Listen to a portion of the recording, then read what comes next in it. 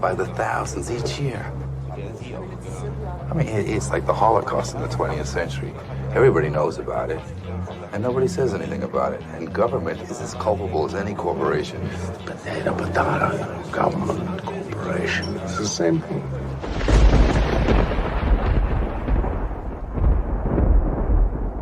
Same exact thing.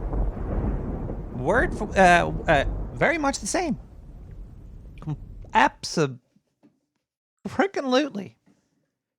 It is Wednesday,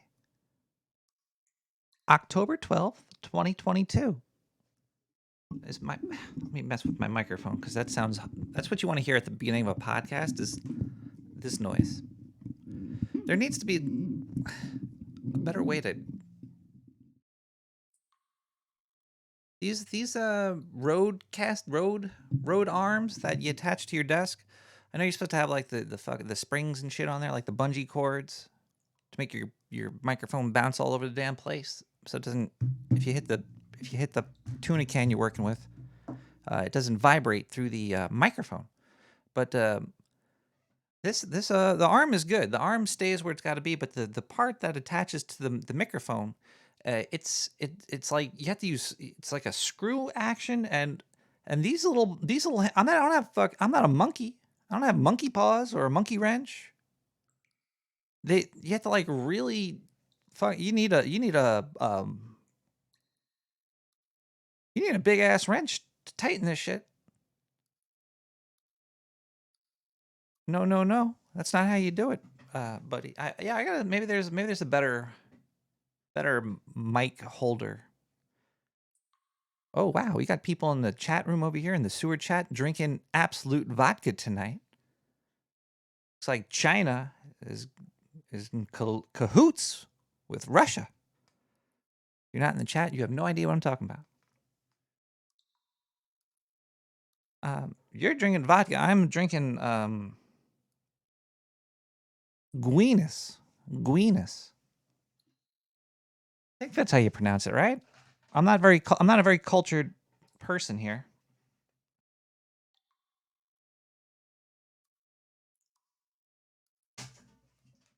Not very cultured. I got the Guinness.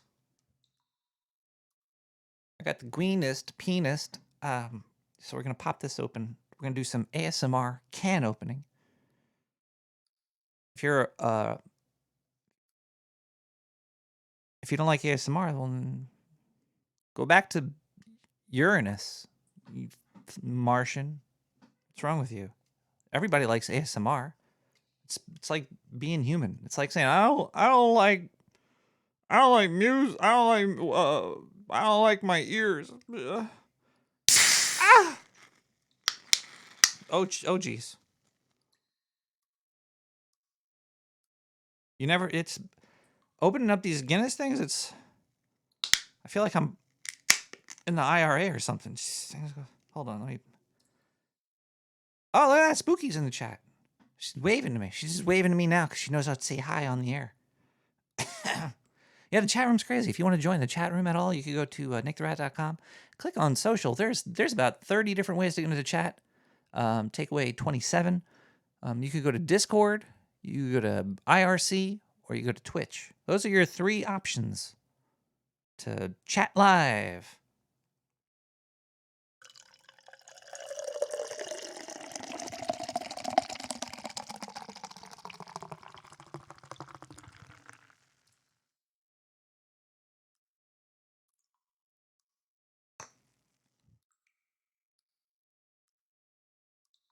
I'm just going to let that head settle.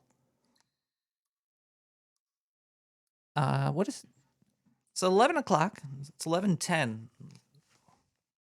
over on my side here, if I'm looking right. Yeah, it's 11:10. I'd like to start the show at 11, but there's a couple setbacks, couple issues. But with enough drugs, you could fix any issue, right? Speaking of enough drugs, let's smoke some weed too. Diane, do we have a weed? It is smoking down here. I don't know what's going on in the sewer. It's just might have been cursed after that pumpkin patch experience last week. scary to be cursed, to get a curse on you. But during these times, it's gonna happen. You're getting there's people that don't like you. You don't know it, but trust me, there's people out there. They just don't like you. People are mean. I don't think people really understand that this experience that we're all going through right now, it's fleeting, and it's magical. Why you gotta throw chairs at each other at a fast food restaurant? Why you gotta be like that?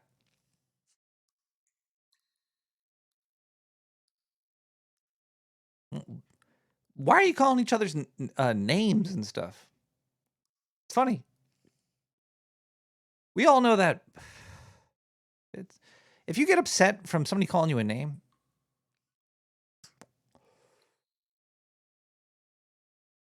are you a child still? Like I understand it's not nice. It's not nice to call somebody a name, but if you're just standing there on the street corner and you're shouting out epithets, or just curse words, or you're slinging feces with your mouth, you're just talking shit. If you're upset by that, and I would say 70% of the population's like that. If remember the movie Fight Club, and they're like, "Oh, go out and pick a fight and lose a fight," and the way that they picked fights, they were like pushing people and stuff, or they're spraying them with water. They were doing physical stuff, which should cause a fight. So if somebody's attacking you, you have to protect yourself. If they're touching your organs, and you don't want your organs touched, you got to touch their organs first.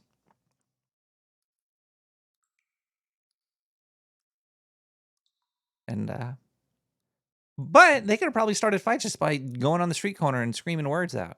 And that happened in like Die Hard 3.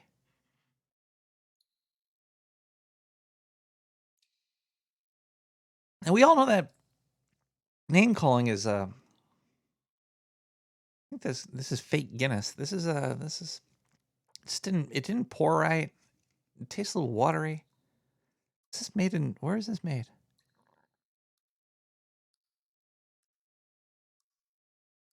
All right.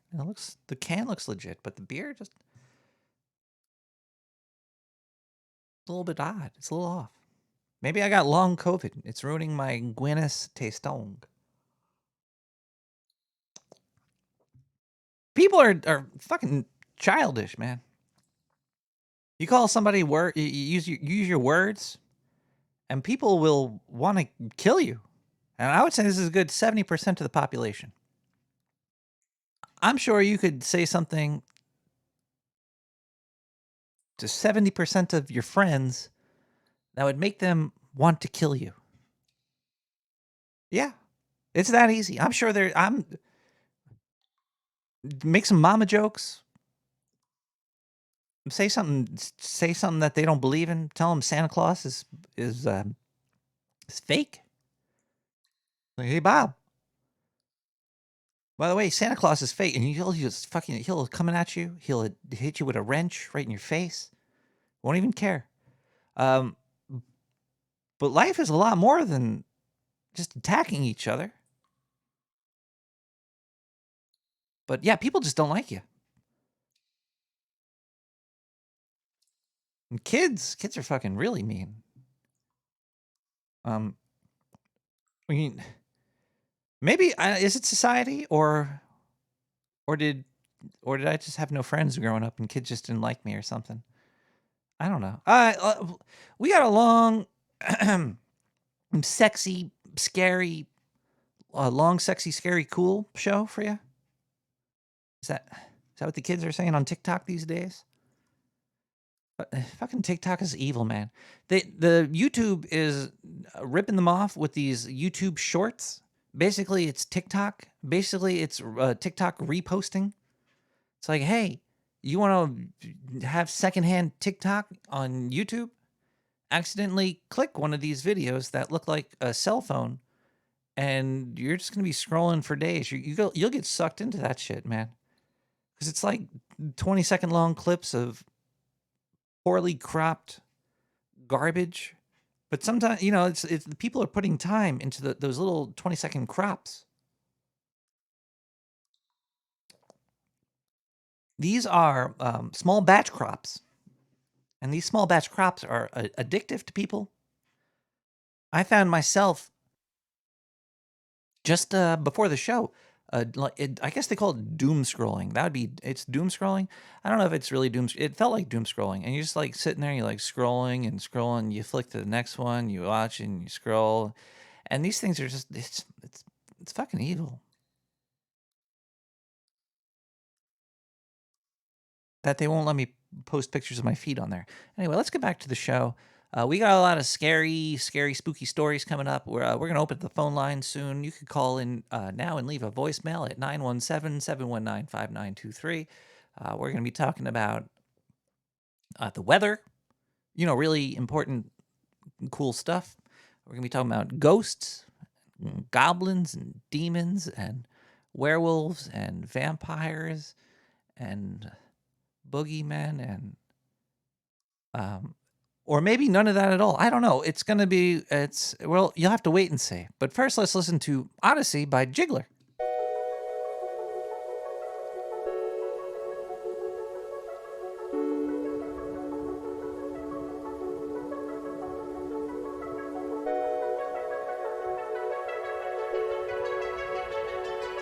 Pass the J. Jeez.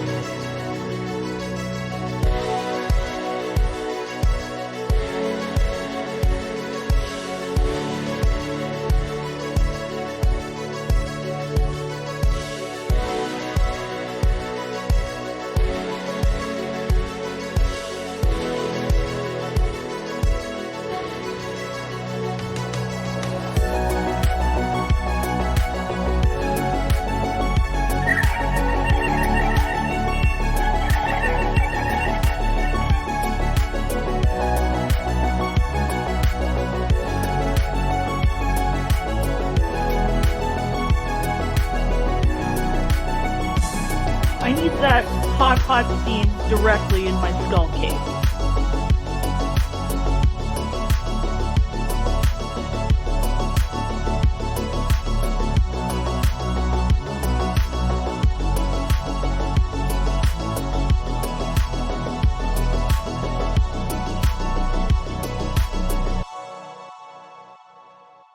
That is interesting. But still, if I can't have Nick the Rat on my station, it's not going to be a good station.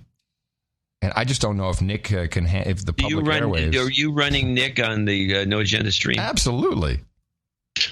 Live, baby. Yeah. Are you kidding me?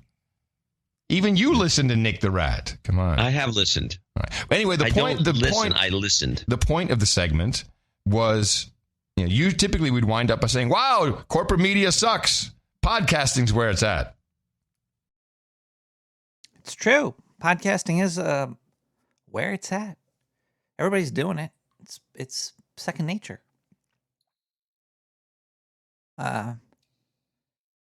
There's a. I was wondering about people today. People that raise money for stuff. I think that's a good thing to do for certain people. For some people, you can never tell what's good or bad. It's very hard to tell what's good or bad. I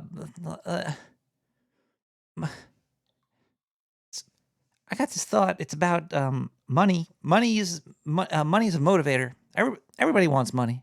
Even the people that are like nihilist or something. If you live in a capitalist society, and you're a nihilist, I guess a nihilist should be dead. There's no such thing as a true nihilist, because they wouldn't be able to exist unless they were like a caveman or something, or like they didn't have to rely on anything else or anybody. But then not even the planet. Yeah, you can't be nihilism isn't real. Okay, that just disproved the word nihilism. You can't just be what is the definition of nihilist? Damn it.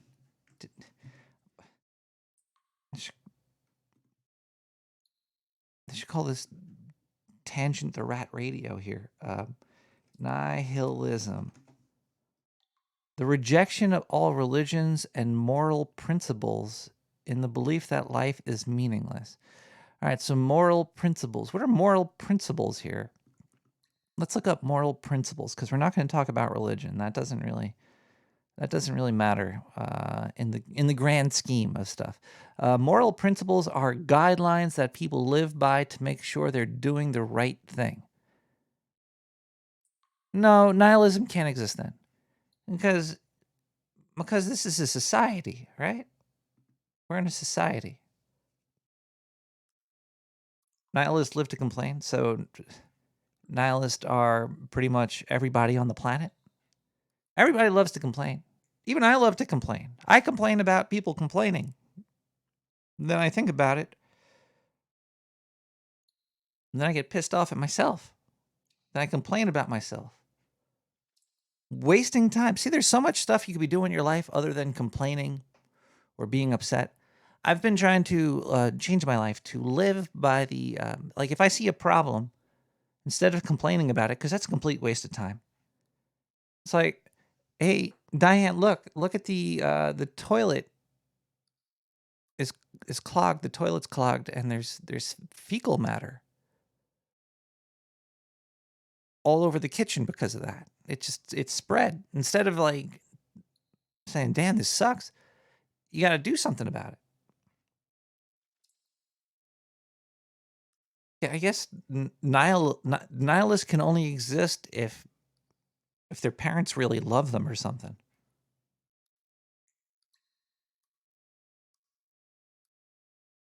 But everybody wants money too, okay?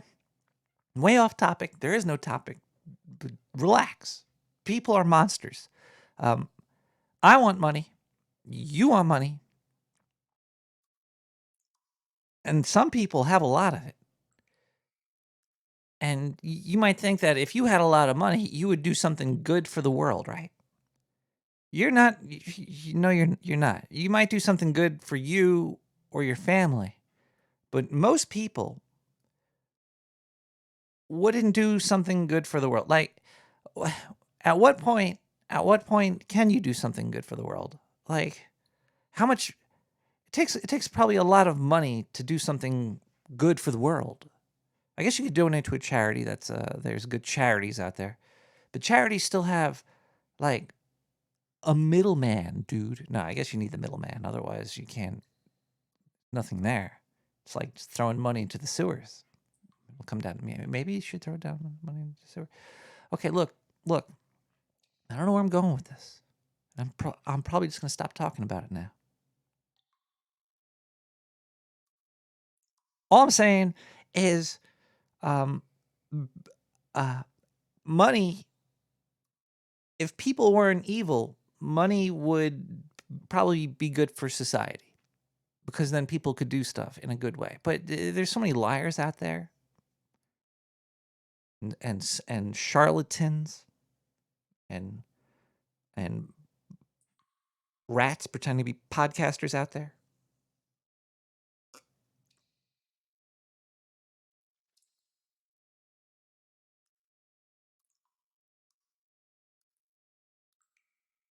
I guess we want missiles, right? That's why the military-industrial construct is there, because people like missiles. Everybody likes a missile. Even if you're like a nihilist and you sort of like a missile flying overhead, you'd be like, wow, that's cool. Like, wow, we can make those? Wow. There's no way you could put anybody under like a missile flying like right over their head and not have them go, wow. Whoa. You know? I think a nihilist would say whoa to a missile. Maybe that's why there's all the money's going to the military. It's because you can make a nihilist say wow. Oh, the talking about saying wow from missiles. NASA, when they hit the asteroid, apparently it moved significantly. I don't know how. I want to see some pictures. I'm a visual person. I want to see like a coloring book of the degrees of how far this moved. They said like 15 minutes or something. Is 15 minutes 15 degrees? I think it was 15 minutes. But what is 15 minutes? They said they shot it off course 15 minutes. Now what is that? Is that like, does that matter? I mean, how small was this meteorite? Like I feel that shooting missiles into space is really cool too. It makes me say wow. But how big was this meet? Can we see? I want to see like explain it like I'm an idiot. Explanation of the size of the meteor compared to a banana, and how far it was, and how much they knocked it off course, and where the Earth is with the scale of a banana. I why can't everybody's like trust the science, believe the science? Well, why don't they make the science because science should be easy to tell. Mr. Einstein himself said that if you can't explain something easily, then you don't understand it yourself. So if they can't explain it in like a coloring book terms for me, I want to see big, thick, dashed lines. Also, I want to see the rocket too. I hope the rocket looks like a big, giant dick. I'm spending my money for stuff. I want to see these. I want to see how the money is going into space. But instead of everybody, actually, you know what? Instead of everybody fighting, why don't they just explain it like they were talking to a 5-year-old? Like a really fast, short sentence. Like if you can't say your point in like 10 words that is understandable, then you don't have a point, and you need to leave society. Bye. If you can't tell me how to pay taxes in 10 words or less that I understand, bye.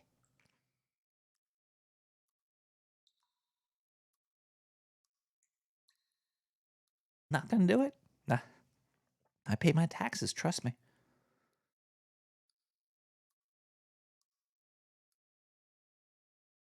I take a third of everything. Maybe that's why 3 is so prolific in reality, because of tax money. Let's listen to some voicemails. Diane, do we have voicemails? Do we have a phone line? We're gonna open the. We're not opening the phone line yet.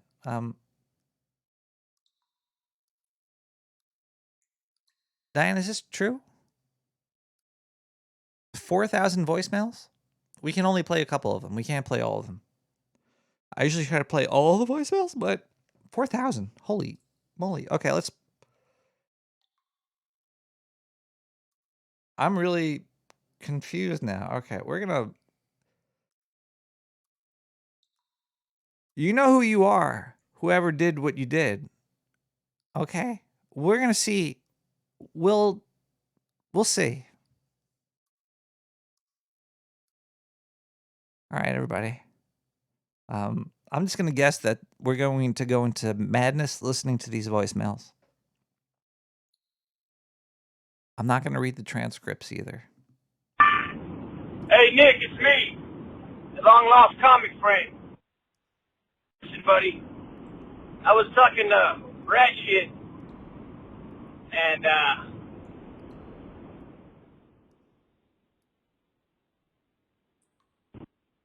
There's 4,000 calls from this person. What is going on? That was one voicemail, but there's like 1,000 more after that. Look. Hey, Nick, it's me again. Listen, sorry about that. My mind cut off. I've been up all night, and I just have low energy, and not much for, intellectual things. But listen, I wanted to, call and let you know something. Okay.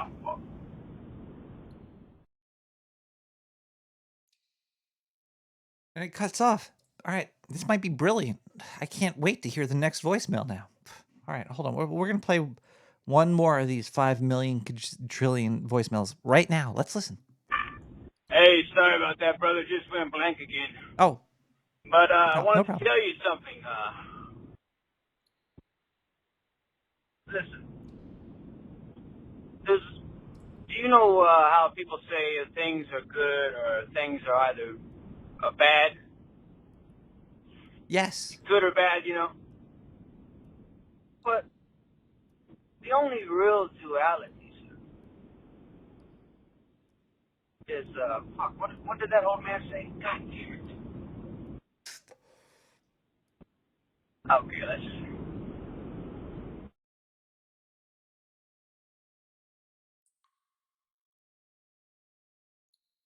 All right, the good and bad, there's no good and bad.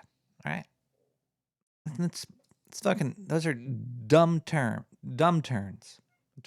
Terms? Dumb terms. Actually, maybe I am a nihilist.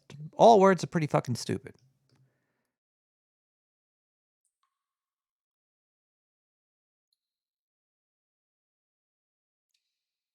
Is it...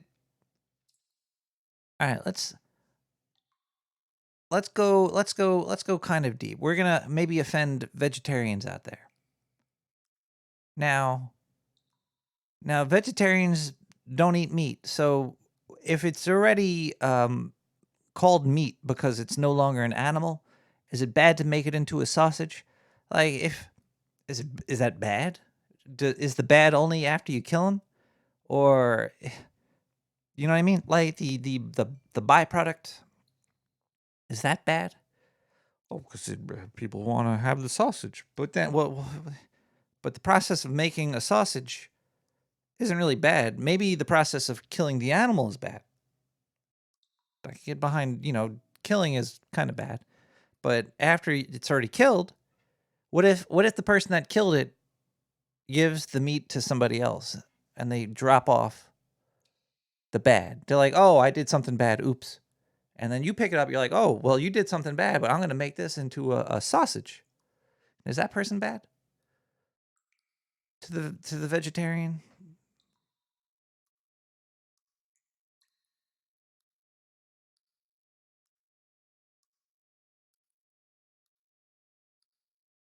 If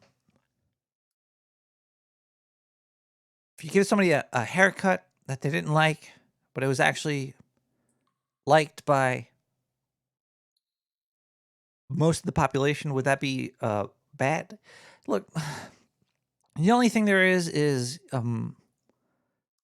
there or isn't. That's it.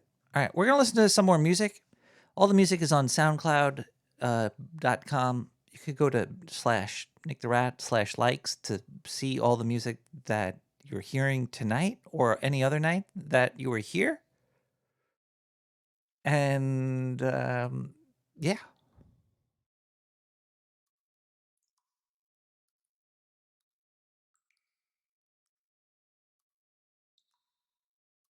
We're gonna take a short break, and then we're gonna come back and thank some people.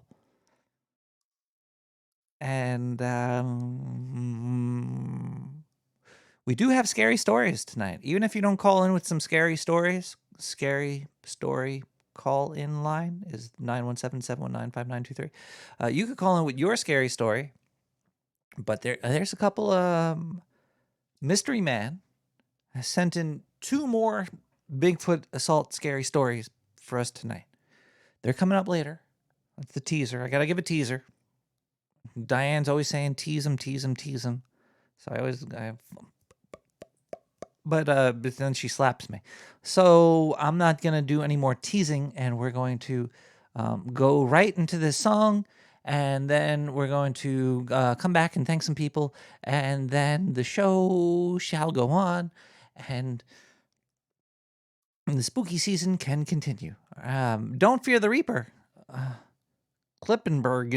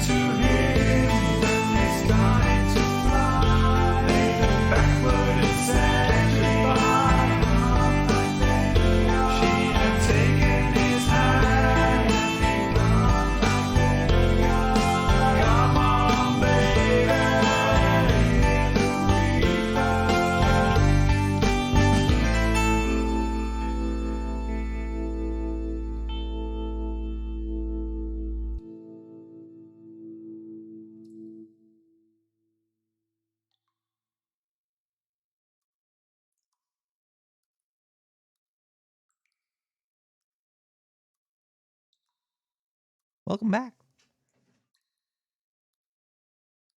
Bismarck. Somebody, I just want to say big ups to Jersey. You know who you are. I have no idea who you are. But big ups to you. You know why I'm saying that, Jersey. It's a little weird to even have your computer running that long.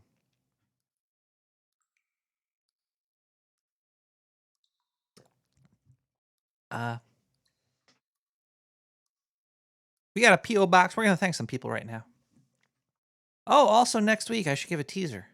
For next week, there's going to be an interview. There's going to be a late night warrior staying up with us. Late night warrior. You know, most people aren't awake right now. There's a lot of people, at nighttime, you get around 11 midnight at night. There's a lot of sleepy motherfuckers out there. But there's a couple of you late night warriors. You stay up all night. And whenever I usually do an interview, it's during the day because, when you're talking like Adam Curry or John McAfee or Dvorak or Horowitz, they're not up at midnight on a Wednesday. But next week, me talking to a movie reviewer on YouTube named Mint Salad. It should be a pretty fun interview. I think it's gonna go good. Might be a train wreck, but it's gonna be live, and it'll be fun. That's next week. I wonder how long she'll be able to last. Like interviews, you need at least 30 minutes. At least 30 minutes to get all the big chunks out of the way. But since it's gonna be live, it might go for a long time. So, yeah, but at midnight right now for me, which is soon, is for John is in like 3 hours. She's 12, 11, 10, 9. It's like 9 o'clock for him right now. He could get on here live. John, if you're listening, I know you're listening. Call in. Call in now, 917-719-5923. We're doing donations right now. Don't call in live unless you want to leave a voicemail right now. We have... Somebody sent us a check to Nick Radio, P.O. Box 90549, Brooklyn, New York, 11209. Answer to everything, chargeback. 42 cents from Dr. Sir Mike Roch, PhD. Actually says PhD. Account 666. I don't know how they do this.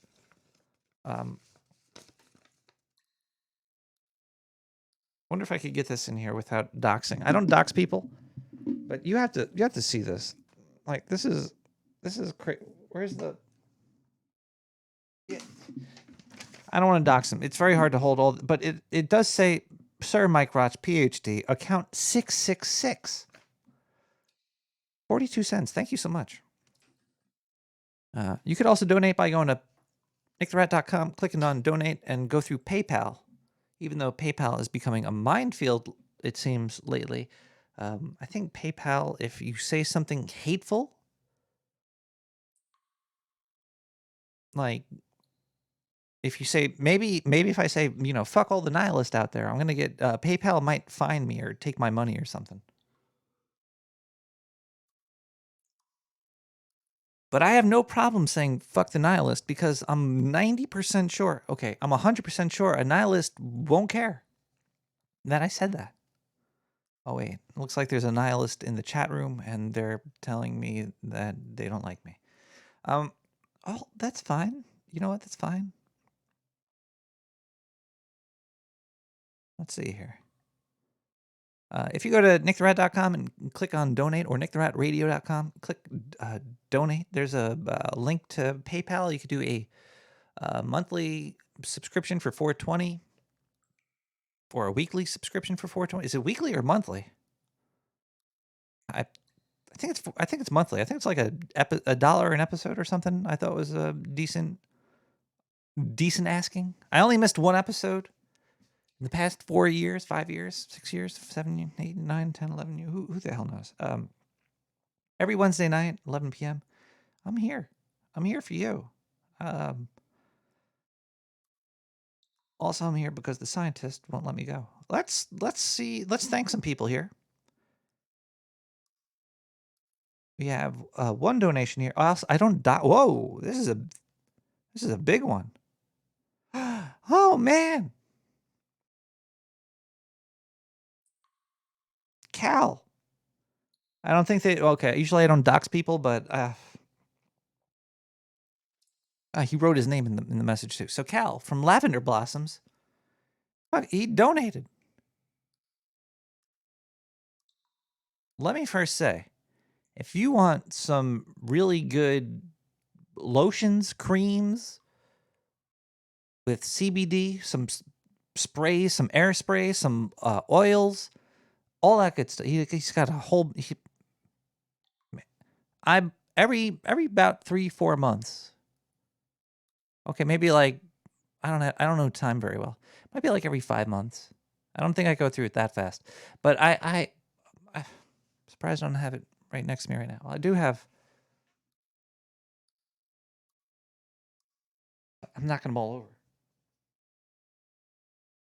I got these guys right here. See this right here? No, that's not a big sack of weed. That's a big sack of lavender right there. Now these things, you just put. Oh boy. Oh boy.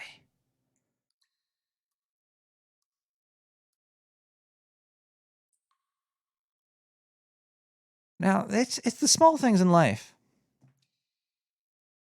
that could change your world. Now, if you live in a city like Piss, New York, like I do, you need to stock up on these things right here. Because when you walk outside in New York, all you smell is piss, fecal matter, garbage, trash. Oh. Oh, anyway. Whew. Lavenderblossoms.org, I think. Is it Lavender? Go there, check it out. Cal donated 7227. I don't know what that's code for, but if you know what a 7227 is, you let me know. Keep on ratting, Cal. Rat potpourri. Thank you so much for the 7227. Gotta talk to you more about some of those oils, baby. We got from NW. This is how I usually say donations. If you don't put a note, I just read your initials. I don't want to dox you. You might not want people might not want to know like that they're out there, you know? They might be a nihilist, and I don't need nihilists knocking on the sewer grates complaining. I don't have time for that. So NW gets $4.20. That's a monthly subscription. Thank you so much, NW. NW's been around for a pretty long time. Thank you, NW. We also have another donation here. Oh, actually, this one has a note. Hold on, I got to read this here. This one's important. This is from actually, I don't know if they want me to mix the note with the letter, so.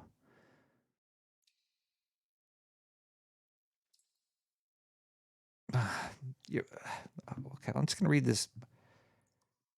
Basically, okay, I'm gonna paraphrase the note because I read the note.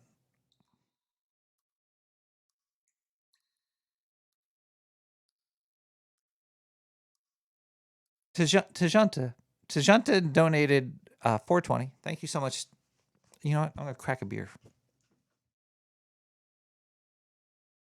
I have another Guinness here. Tajanta gave $4.20, and he also sent a note. He would like to support the show, but get a little something extra back.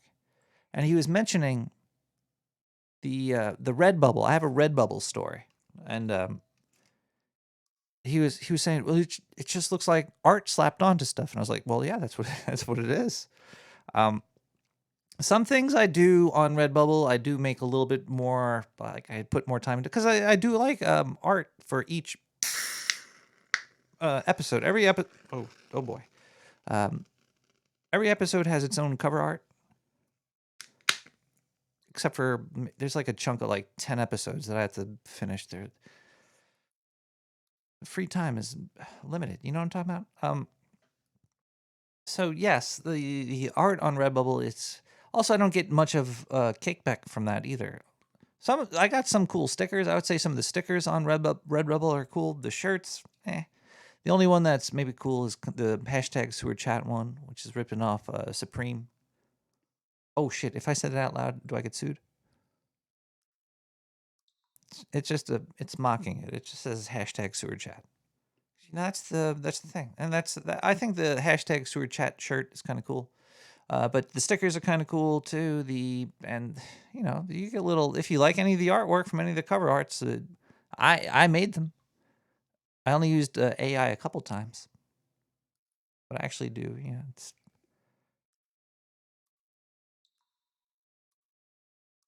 I'm loving this AI artwork. You could just put something in to get an idea. Like, what would this look like? And then you'd be like, oh, that's what it and then you could steal that and then kind of recreate it in your own way. It's very good. But Tajunta, the best way to support the show is you don't even have to donate money. I like people that contribute creatively. If you have you want to tell a story, keep it under 5 minutes. You know, like a 5-minute thing, like an audio clip, something creepy, something knowledgeable, sounds good. That would be cool. Oh, wait, I gotta pour this into this cup here. But yeah, it's the Redbubble stuff is mostly, but there might be something cool. There might be a cool combination on there you might like. I've gotten.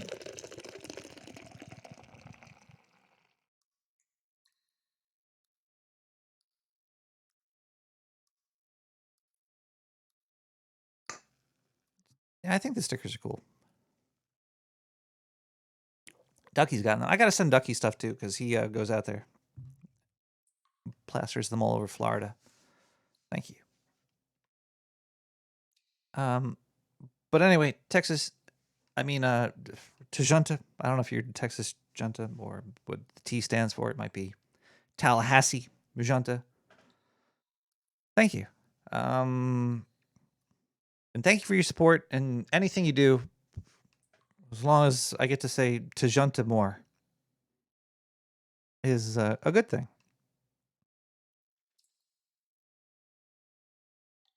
Oh, wow. So when I do a search for my donations, I type in PayPal, and a no agenda letter popped up from JCD here, and I actually do kind of want to read this because this talks about the PayPal issue. PayPal usually takes the smallest cut from a donation thing. Like Twitch takes a fuck ton, YouTube takes a fuck ton. Any way you transfer money usually takes a lot of, like, a big chunk. Like Patreon takes a fuck ton.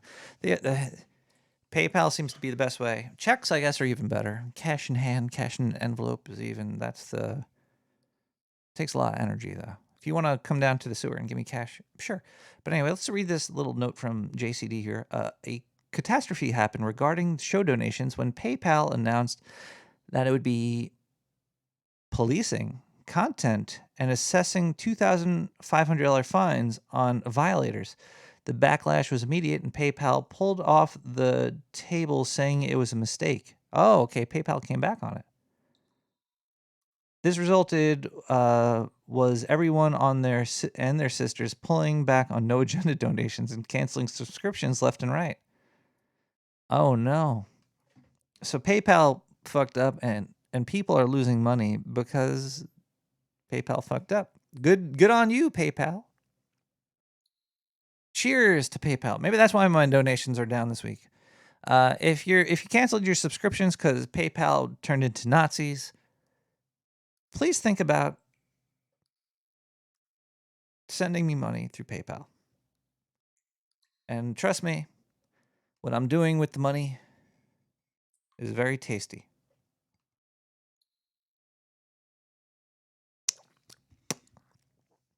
But anyway, let's go back to finally, yeah, you could use Twitch too. If you have Prime, you could give me about $2 a month for free if you just subscribe to me on Twitch. Let's see if anybody has done that this week. If I could find my mouse pointer. That's the only thing that I like on a Mac is when you shake the mouse, the pointer gets big. 7 days ago, Ni Hao followed me. Trevor Tyrone rated me with a party of 8 viewers. Really? This happened? I don't remember this, Trevor Tyrone. I don't really keep my eyes on the Twitch. Trevor Tyrone rated me, huh? And Mutt Mediums by Marshall followed me 7 days ago. No donations on there. Who is Trevor Tyrone?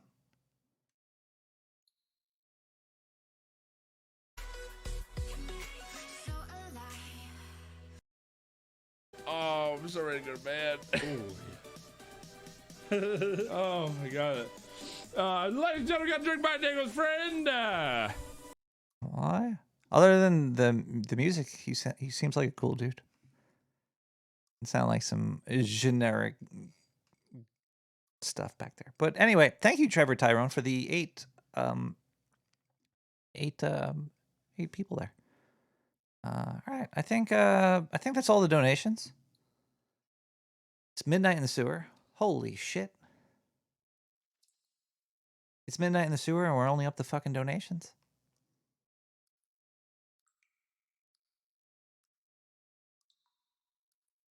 It's gonna be a long episode. I didn't even open the phone lines yet. Let's listen to music and then we're going to open the phone lines. Bye, everybody. We'll be right back. This is Runaway by Lino Mad.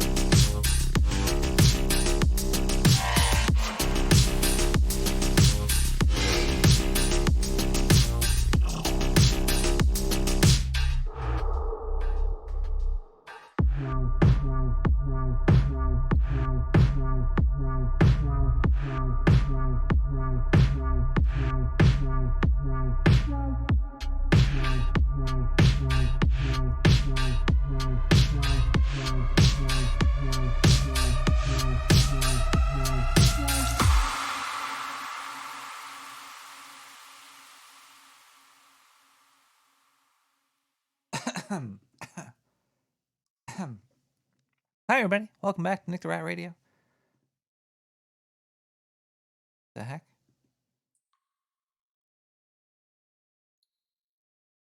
There we go. Just wanted a little nudge, a little nudgy pudgy. Let's open up the phone lines here. If you'd like to talk to Nick the Rat, give a call at 917 71. Oh shit! Really? 917-719-5923. Hey, Nick, listen.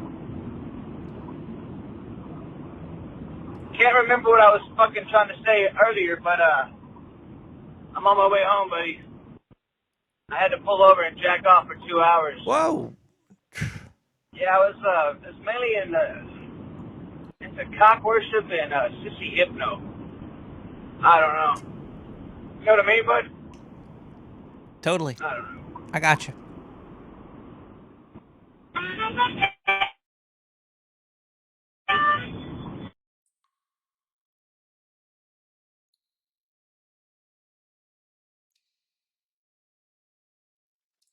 If you have a scary story, you just want to talk to a friendly sewer rodent, call in 917-719-5923. You could call that.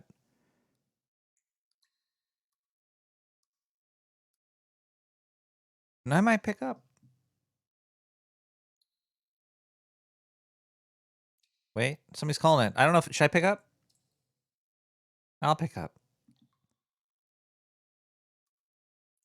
Hello, caller. I told you not to call me. I didn't... You called me. I didn't call you. I told you not to call me. No, look, caller. I didn't call you. You called 917-719-5923. I'm in bed. I told you not to call me here. Where should I call you? Where's Diane?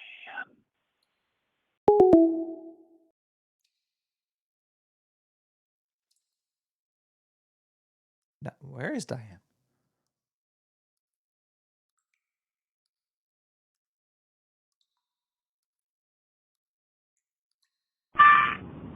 Hey, Nick.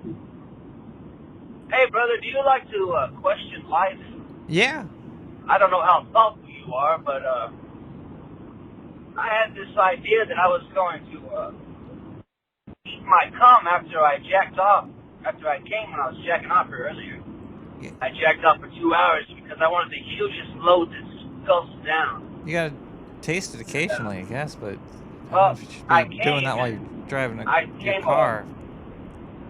Tremendous amount, but Oh. I lost immediate interest in eating my own cum. You, I wonder what causes that. caller? Exactly. Hey, hello from Spearfish. Patient? Hi. Yeah, oh, Hello. Whoa, sorry, I hold wonder on. what it is. Okay. Whew. Is this Stillwater? Yeah, it's me. You're a cook, right? Yeah, I can cook. Have you ever cooked I am a with cook. With what? Well, you know how people sometimes mix sex and food together? What if you mixed food and sex together? You know, instead of like strawberries and kissing, what if you did the... never mind. That's gross. Well, all I can say is I've at least never done that on purpose.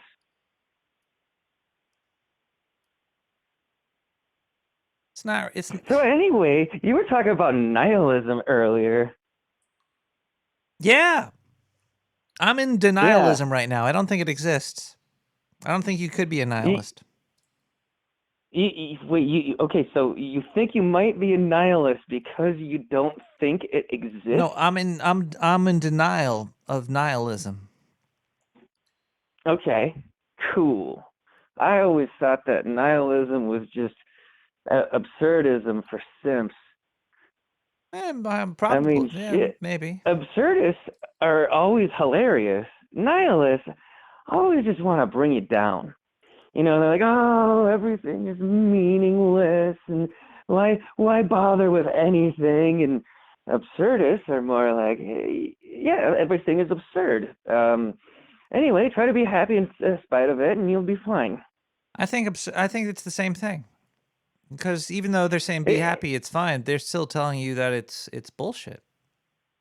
Well, yeah, it's bullshit, but the key is to just find happiness anyway. But a true nihilist wouldn't say anything. If you have a great hobby that really makes you happy, and every one of your neighbors and your family members hate it, do it anyway. Do it for the happies. Just don't care about it, you know? So that last I mean, as caller long should as it's not continue to like use his normal. murdery, you know, then that's a different thing. You might be a nihilist if you're dead. What's a good redneck nihilist joke?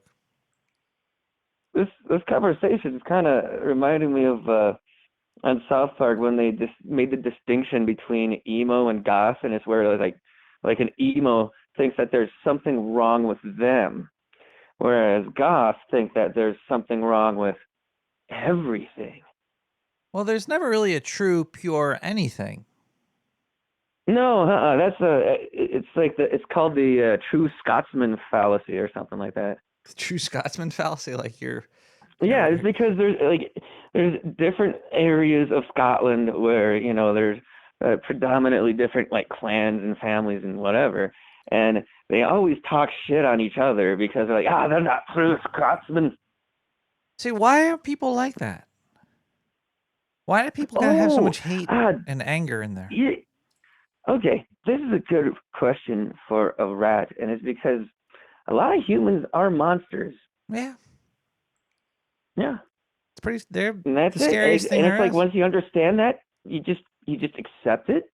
Accept that there's going to be assholes out there. Accept that there are monsters, and insist on not letting that get in the way of what makes you happy. Like if you're out in the woods and a bear attacks you. Yeah, I've been there before. You know, bear's coming, and you're like, I'm gonna die. I understand this. This makes sense. The bear, he wants a piece of me. But if you're out in the woods and a person attacks you, it's like it's gonna fuck you up a lot more in your head than if a bear does. It's like, what are you doing, dude? What's going on here? Yeah. Why are you doing? You're not a bear? Yeah. Yeah, it's because you know, if you pay attention to enough like true crime stuff, you'll notice that sociopaths know that there's no one in the woods, and so they can literally get away with murder there. You know, and I think that's like the vast majority of missing 411 cases are just really, really, really patient sociopaths and psychopaths.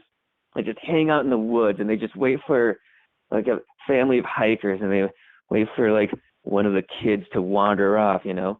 Do you know how many? Like he's just in a ghillie suit. Do you know how many serial killers we probably don't know about? The FBI put out a statement that it's year by year, it's usually about 51. That get away that they don't know about? That they probably don't know about is usually their guesstimate because a couple of them are in the FBI. Oh, of course. It all makes sense now. They got the pricker. Huh. They're running around with the pricker. Yeah. Randomly pricking people, and they go home and they die. They have access to. I think we just solved a mystery. We just solved a mystery. Oh man, I miss there are serial killers in the FBI. It's run by a bunch of Dexters. Could be. There's probably a few serial killers in the FBI. At least the history of the FBI. There had been at least one. Possibly, yeah. But if they're like Dexter, I'd rather have that kind of corruption than some of the other possible corruptions that could go on in a place like that, you know? Oh, like the ones that rape your wallet or your freedoms, or like just spies on everybody, you know, that too. But we can get spooky with it. It's October. Do you have Nick the Rat? Do you have a favorite horror movie to watch on Halloween? I think Trick or Treat. Trick or Treat's up there. Nice. I like Trick or Treat. Nice. Anthologies. It's always a fun little romp to watch some anthologies. Yeah. Creep Show. Creep Show is good. Yeah. Oh, Creep Show is a great one. That's got Leslie Nielsen in it too, for one of them. Yeah, And then the weird one with Stephen King in it, and then he gets eaten by mold. Yeah, he becomes a big Space old moss mold. man. And there's even that other guy that's a really good Yeah. actor doing that weird dance when he's a kid. Oh yeah, that was awesome. Yeah, it's a good show. Freaking awesome movie. I've been watching Dahmer, Jeffrey Dahmer. Oh yeah. It's oh boy. It's okay. It's really it's very uneasy. That guy was a real jerk, huh? Yeah, he was a real jerk. He ate people, you know. Yeah, He almost got away with it too, and he almost got away with it too when they pulled off the mask. They found out it was a guy.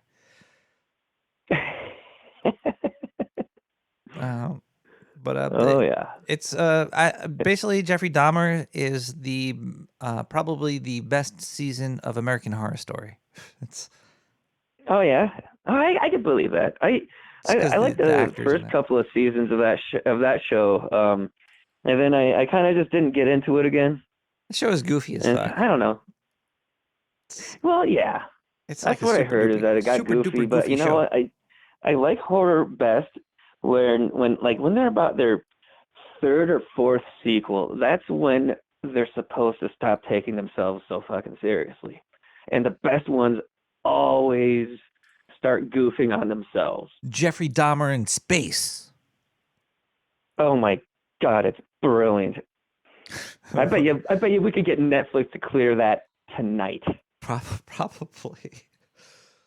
No, not probably. Do you have definitely. a favorite Halloween? Yeah, they approve everything. Do you have a favorite Halloween movie? It kind of varies from year to year. You know, I do the basic bitch stuff like Halloween and Hocus Pocus. Did you see Hocus I always Pocus 2 save yet? Nightmare Before Christmas for Christmas because that's usually when I first start to miss Halloween, you know. But this year I've been really digging the Child's Play series. Oh, I heard it was Chucky, quote unquote woke because the kid is like got 3 legs or something. Yeah, I know. It's like he's got like 3 legs or whatever. It's good. It's a good show. Trying to train myself to ignore it because I know it's just gonna keep happening until people start figuring out. Oh, hey, people watch movies and TV because they want to get away from politics. For just a little while. It's gonna be some new bullshit later. Maybe in like 20 years you'll watch it and be like, I remember those days. That's great. I miss it. I miss when they used to talk about little boy girls or whatever the hell, It'll be something new in the future that's even worse. It's gonna be like back when wizards never had to be retroactively gay. Yeah, now I just decided he's gay now. Like, what is the point of that? We think of the wizard archetype as being asexual because he's an old man. By the way, caller, do you want to know? Do you want to know where I put my penis? Probably not. You probably don't care. It's probably everywhere. Did you ever see? Mostly sewer pipes filled with mayo. Did you ever see Garfield Halloween? What? Garfield Halloween special? I don't think so. Watch that. I remember the Simpsons Halloween episodes. I remember the South Park Halloween episodes. They probably are still making this. There's probably 900 episodes of the Simpsons Halloween now. Oh yeah. You know can just I might set up watch a whole playlist and it'll be like, Simpsons. hey, you can just Halloween Simpsons yourself to sleep. Yeah, that sentence made sense. That show is old as fuck. It's 24 years old now. How old is Simpsons? I feel like it started sometime in the early 90s. Because I remember the season 1's animation was like real bad. It was real bad, and everyone sounded not quite right. But it's like the golden age of The Simpsons was season 2 through season 8. 34 seasons. So I'm getting from Hayes. 89. 34? That means there's 34 Halloween specials. At least, yeah. I've seen probably 15, and I remember about 5. I gotta watch all the Simpsons Halloween specials. The new ones have to be really shitty, right? I remember those because it was my family's tradition every night at 6:30 p.m. That was when The Simpsons was on. We had a little TV in our kitchen, and we would all watch The Simpsons every single day. Well, it was yeah. part of our routine. Yeah, just the whole family. We just sat down and we laughed at The Simpsons. Do you ever And so, watch like those other shows too, like and that, Jeopardy and Roseanne and uh, TGIF? I don't remember those as much. You know, like when I was younger, before The Simpsons, I guess it would have been like Full House or something lame like that. That's But like TGIF, yeah. I don't know, The Simpsons we just kind of discovered, and we decided that we always talk too much anyway, and so we figured we could actually eat faster if we were all just paying attention to The Simpsons, and then we would talk to each other during the commercials. It was great. That's family right there, baby. We Yeah, can have dude, that's family in fam the right commercial there. breaks. Yes. Don't that talk was to the me. only We're good watching. thing ads has ever done for anyone. There's Bart Simpson's telling me about his life. All right, son. Bart's done. You could tell me a little bit about your Yeah. day. About my day? Day. Wow. Vocal fry. Nothing crazy today. I played Diablo 2 with a buddy of mine. Really? You played Diablo 2? Yeah. It's Did because it's a you really know that? fun game. Did you know that Overwatch 2 is free? No, but my buddy was playing Overwatch when I showed up. It's free. It's the first game Blizzard has ever put out for free. Really? You know why? Because Blizzard has been a bunch I don't of have any free space to get it, though. dickholes lately. Blizzard has gone down the shit. Is it really? Oh, Blizzard is like a horrible company for the past 10 years, probably. You could kind of tell from the quality of their newer games, because, like, I didn't like StarCraft 2, and I didn't like Diablo 3. No, StarCraft 2 is great. Diablo 3 sucked. Well, yeah, Diablo 3, it was like a child's imitation of what a top-down horror is supposed to look like, you know? I mean, like, first one had that real gritty and like a despair edge of horror, because it was like just it wasn't going all over the place. It just went down and down and down, and as you were going through those levels, you felt like you were slowly descending into hell. Oh, there were some freaky deaky moments in that. I miss the gothic style. Like Blizzard's totally switched over to like cartoon. We got the cartoon World of Warcraft and I don't style. like that. We need to they need to make it dark and gritty though. Oh man, yeah, Diablo 1 like blew my mind. But little things Diablo... like that really show how much Blizzard has gone downhill. And like there's this game called Path of Exile, and Diablo. This was made from like some of the developers that were on the original Diablo and Diablo 2 games split away from Blizzard, and then they made that, and it feels very Diablo-y. It does. So it's kind of fun. But it's still not as gothic as I would like. No, No, like the first one, that the aesthetics were perfect, and it was super duper. You gothic. made a top-down game that just looked that gothic and just I'm not gonna say gritty again. Gritty, you say it. Fucking say that shit. I did just watch the Batman again, because it kind of is a good Halloween movie. The Batman, the new one. Yeah. You had 10 hours of free time. Sometimes. It's a long movie. I like the first hour and a half. I didn't like the second hour and a half. Yeah, what I loved about that first half is like they treat Batman like the villain cinematically. Like the way that he's introduced is kind of like how you would introduce a horror monster. No, he did a good job. Like I like the Batman actor. It was just the I didn't like the Catwoman love story. It's like I don't give a fuck about That your... one didn't feel it lacked chemistry, you know. Oh yeah, it was zero chemistry. Well, did you Yeah. ever see the interview where what was this Robert Peterson? Is that his name?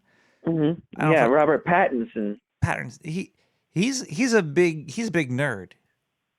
Yeah. And she's not. She didn't know who Aerith was. He was like, I cried when Aerith died, and she's like, what are you talking about? Oh, that's blasphemy. It is. That's why the movie failed. It's because the second half of the movie was not. She actually was a pretty good Catwoman. It was just a long movie. I really liked the Penguin in it too. Long. He was really good too. Yeah. I mean, they could have just made that into 2 shorter movies, and it would have been awesome. Leave it on a dark cliffhanger where Riddler is still out there. No, I don't think that would have worked. It was just too long. They needed to shorten it and make it just a little bit shorter. It just dragged on too long. Yeah, it did. It did, and you could tell at the end that there was some. Stick with like one bad guy. I was like, what? I mean, like, yeah, it started with just one bad guy, and then suddenly he has goons. Like, what the hell is that about?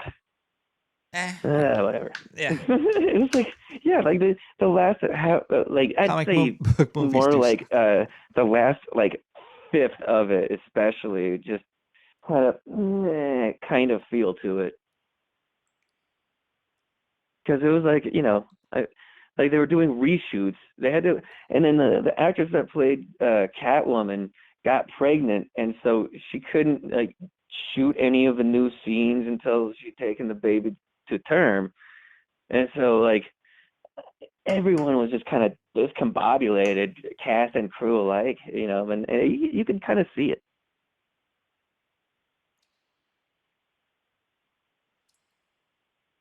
I don't want to see it though. Oh God, I thought you hung up on me for a second. I was just talking to myself for a while. Unless this is just my early onset dementia. Could be. Are you getting dressed up for Halloween this year? I don't know. It's like I'm almost 40, and I'm single, and there's no reason to. I think there's definitely a reason. You're 40 and you're single. I think you need to get dressed up. Like go as Captain Jack Sparrow and get some booty. Captain Jack Sparrow? Yeah. I could probably pull that off. Do it. I think you should do it. You should go to work as Captain Jack Sparrow. Some defined lady will come up to you and say, "Excuse me, sir, are you a pirate?" And you'd be like, "Yes, I'm here for your booty." And then yes, it's a classic. And then just say, "I'm just joking. Don't fire me. Don't tell the police." Okay, bye.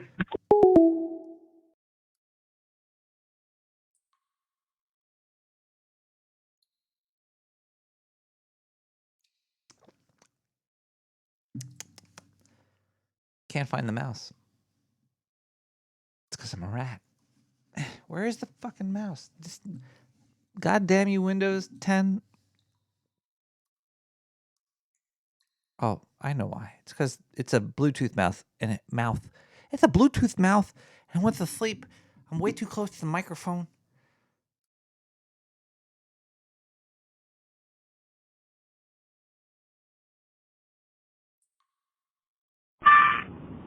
Hey, Nick. Hey, brother, do you like to question life? I don't know how thoughtful you are, but I had this idea that I was going to eat my cum after I jacked off, after I came when I was jacking off here earlier. I jacked off for 2 hours because I wanted the hugest load that gulps down. And, well, I came a tremendous amount, but I lost immediate interest in eating my own cum. I wonder what causes that. Exactly. I think we already listened to that voicemail. I don't think we need to have heard. Oh. I wonder what it is, Nick. It's called being a pussy. Eat your own cum, you pussy. There you go. Figure it out. Let's eat that shit. All right? Very much deja vu. I clicked the wrong button. There's a lot more voicemails from that person, though. But just fucking eat that. Just fucking do it. Taste it. Like hot sauce. Make sure you got some milk to drink after, though.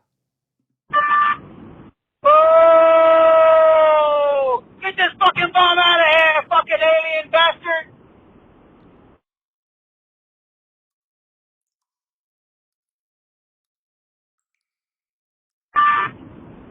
Die, Zindu, you fucking incel! Zindu is an incel.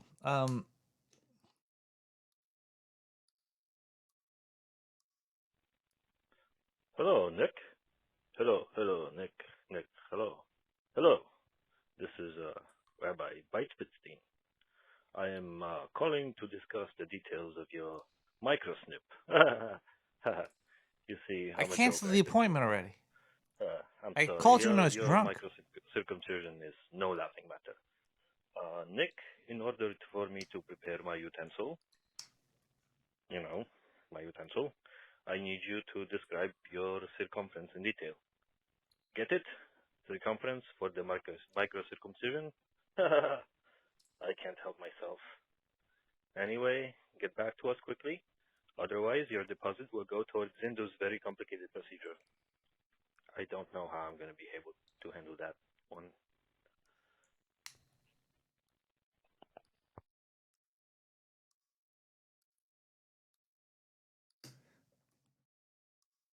Is that Andrew Horowitz?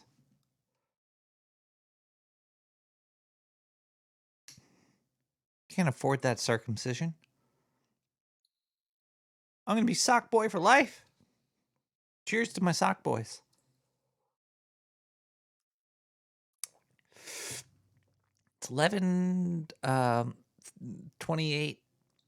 It's 11:30 somewhere in the world. It's going to be midnight in the sewer. Again, in another sewer soon. In 30 minutes, it'll be another midnight. Boy.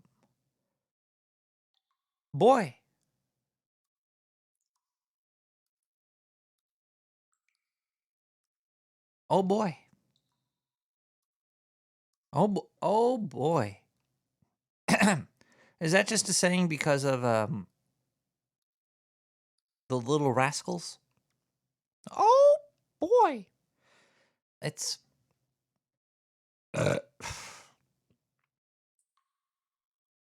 it's weird, but it's also not weird that media makes culture. It's the best way to do to make culture is just to fucking spam everybody with The Simpsons until they're. I can't find the mouse. What the hell? The Simpsons until they're. I can't find the mouse. Caller, lower your radio. Jeez, you call with your radio on? No. Yes, you did. I heard the radio. Anyway, this is Bigfoot. Really? Yeah, ask me anything. Anything. Yeah, I figured. I got the idea to call you because I think I saw that guy, wanking it in his car. I was in the woods, and there's this guy, and then like there was just a mess everywhere, and he just looked at it, and then he like brought it up to his mouth, but then he stopped and like flung it out the window, right into where I was going to hang out. Caller, what is the strangest thing you've done with bodily fluid? Actually, I'm pretty tame with that stuff. Just drinking it, reducing it down in a skillet, and turning it You've reduced into bodily candy. fluid down in a skillet? Yeah, with some sugar. And then turn it into some candy. Yeah, I've never done this. that works with all the bodily fluids. Do you want to know the weirdest thing I've done with bodily fluid? I do. All right. Well, one time I was really drunk and we were my friend was driving home, and I was in his car, and I was drunk, and I was like, you know what, dude? I don't want you to pull over, and I don't want to puke out the side of your car. I had a wide mouth Snapple bottle, and I was able to ejaculate vomit out of my mouth into the bottle without spilling a drop. That's pretty good. It's pretty. I filled up like half the bottle with puke. It was like straight into the bottle. So did you put the cap on and then? Oh yeah, I'm give it there's to somebody. people that give were it to sitting somebody next later? to me.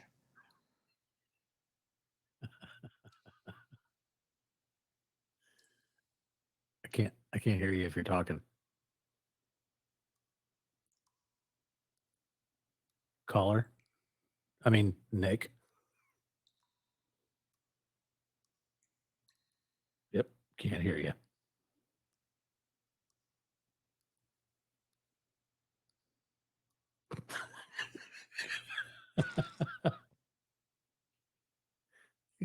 I almost smelled Guinness all over the place.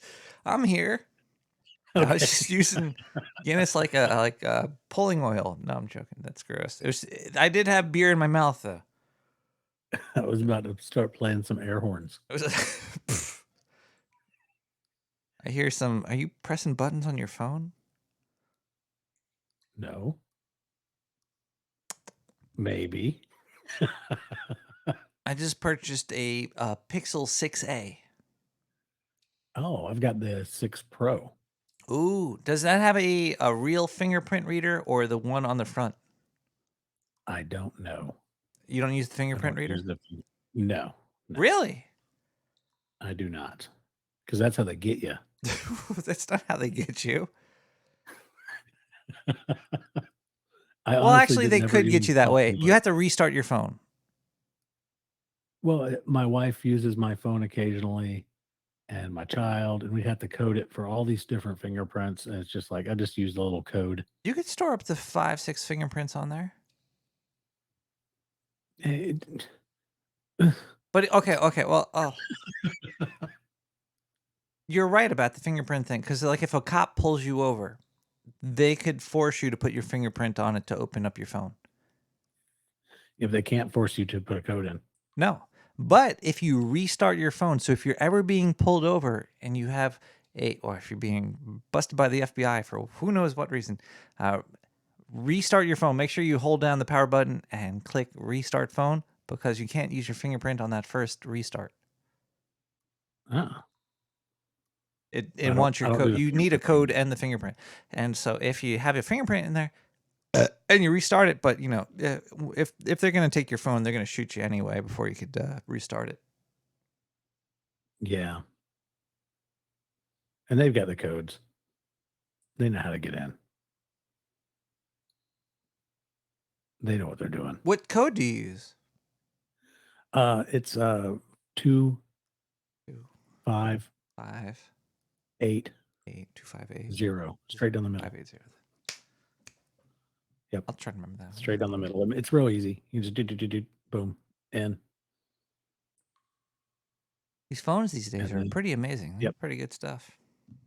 Yep. And then the password to my Bitcoin wallet is fart boobs. Fart boobs. Yep. So if you need to get in there, it's fart boobs. You know what's dumb about phones? I bought this new phone, the 6A, because it was like $300. So I bought it, but I still use my old phone because I don't feel like switching over yet. Yeah, it's a pain. I'm just it's like a pain to move everything over. It's like I bought it because it's cheap, but I didn't. So you still got a flip phone? Yeah, I got the Nokia flip phone, clamshell. It's a good one. From it's a good one.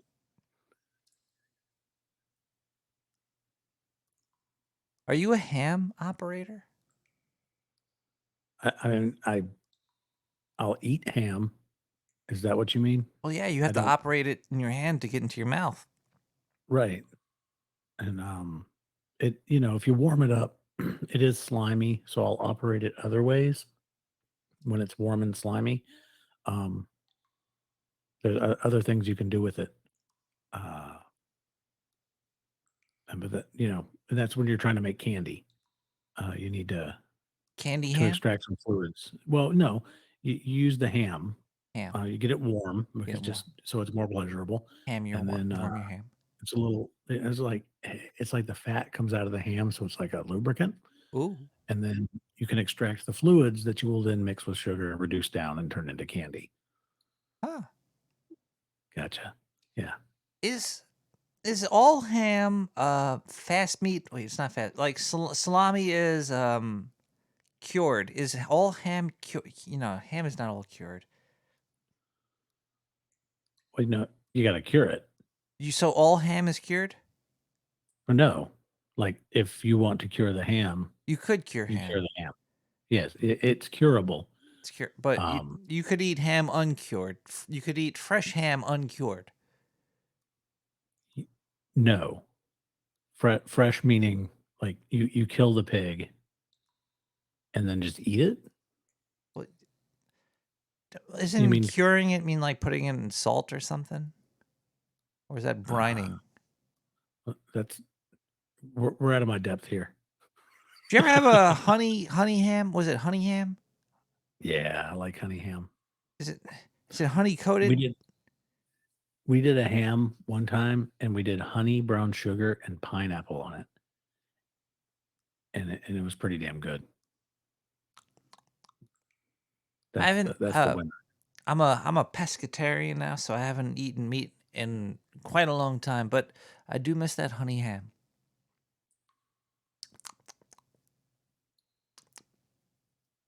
Yeah, it's good stuff. It's really fucking tasty. Yo, pigs are like the candy of meats. It's like candy meat. You can candy any meat. You could, So I have a but question. those Nick pigs, Rat. man, they're really tasty. Whew. Did you happen to catch the latest Alex Stein video? That motherfucker's he's making fun of my people. He's culturally appropriating you, and you need to call him out on it. Like, do you know what's in a really public funny about? I didn't watch that whole video, but you know what's really funny about the beginning of it is when the person who's calling him up is saying threat. I get that so much in online games whenever I'm playing because I'm always Nick the Rat, and they're like Nick Threat, Nick Threat, and I'm like. As soon as the guy said that, I was laughing my ass off because I'm like, I get that so much on the internet. Threat.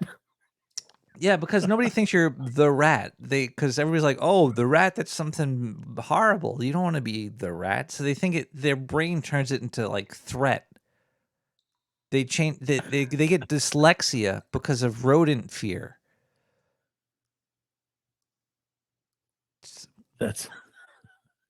I was in a car with a guy one time, and I was driving, and he was on the phone getting directions, and he was talking to the person on the other end, and he was like, okay, we're crossing Main Street. Okay, one more block. Now we're crossing Broad Street. Broad? Like, do you mean Broad Street? My dyslexic brother over there.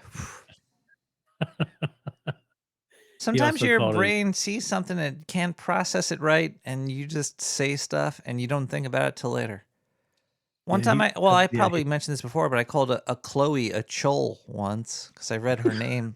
I don't know why I thought it was chol, but I said chol. I have to have something in my brain. Sometimes you just say something stupid. Broad. Yeah. So now every Broad Street we cross is Broad. He also called it a Broad is the right. It's the right spelling. That's the right. That's not. I thought you said bra-ode. Bro. I think Broads is valid. Yeah, Broad is valid. I would say Broad is like Houston or Houston. When else does OA make a odd sound? OA. Broadcast. Well, that's just broad with some cast at the end. Broadcast. Oh. .com. I'll bet it's taken. bro ad, but it's broadcast. Dot. Oh, you're fucking with me. Are you getting dressed up for Halloween? I don't know. I might be doing a live show at a local pub. I haven't decided yet. You should wear some makeup. Yeah. Put on fake eyelashes. Fake eyelashes, some You're mascara. gonna get if you put on some fake eyelashes, you'd get laid. Caller, just letting you know. I hate fake eyelashes Probably. so much. I hate them so much. Yeah. What's worse, Yeah. fake eyelashes or fake nails? Oh no. What's worse? That's a. They're both so bad. They are. Like I'm gonna have to do I nails. used to get mad at makeup. I'm always like, the makeup is kind of like putting on you're lying to people. You're not being a true, but it's fun. Makeup's fine. But I think fake eyelashes and fake nails, I think that's pushing the line of that's like wearing fake boobs. Not even like implants. Implants are a little bit weird. Like if I could get a larger penis via surgery, I don't think I'd do it unless if I had like an itty bitty tiny no, I don't think I'd want to get my no fake nails on your boobs. I think Fuck, it's fake like eyelashes are worse nails. than fake nails. Nails. It's nails. Nails are worse. Nails are worse. Nails are worse simply from the cleanliness issue. Like anytime I see someone with really long nails, I just like start imagining what's up under there because they ain't cleaning up under there as much as they should. I think of boogers, fecal matter, hair, and cocaine. Yep. That's the quadfecta there.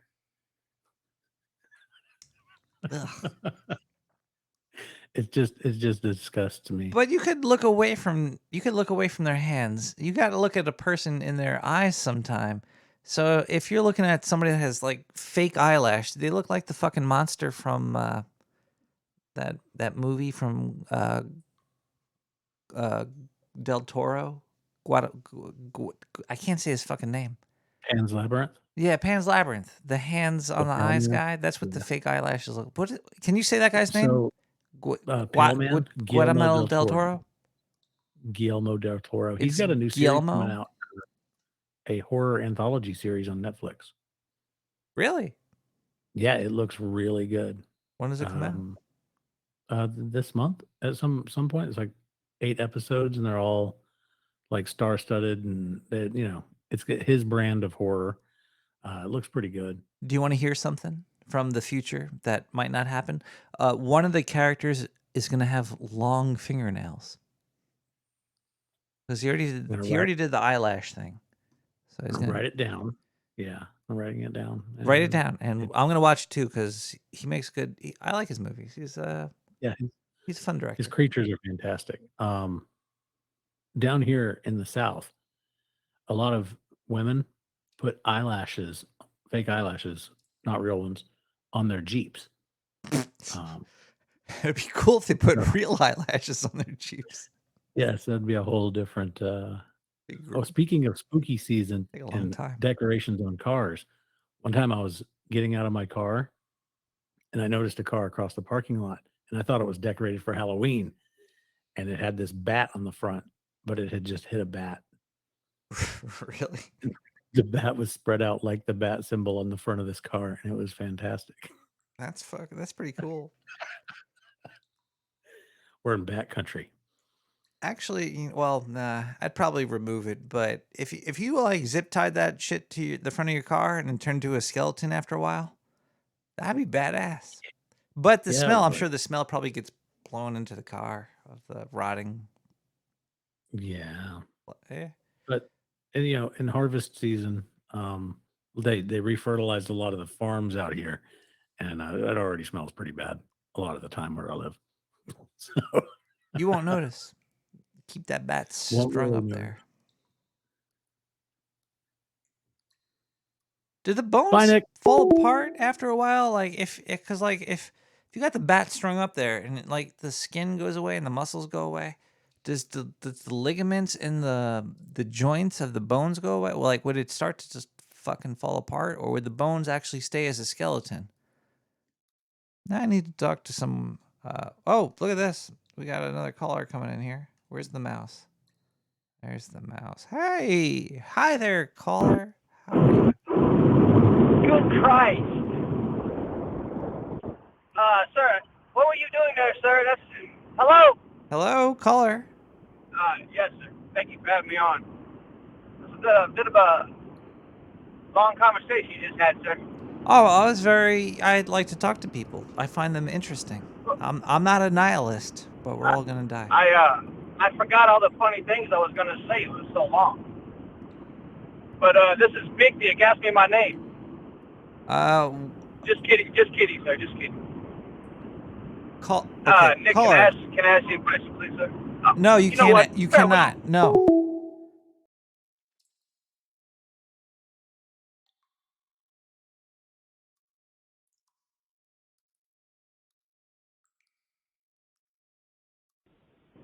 Good evening, sir. Allow me to introduce myself. Know me as Mocker. And I have all evening to ruin all evening. Listen, Nick. Well, this is weird. I'm so confused. Give you a sample of my specialties. Comes to Nick the Rat Radio. Confused person. Hello? She has understanding of.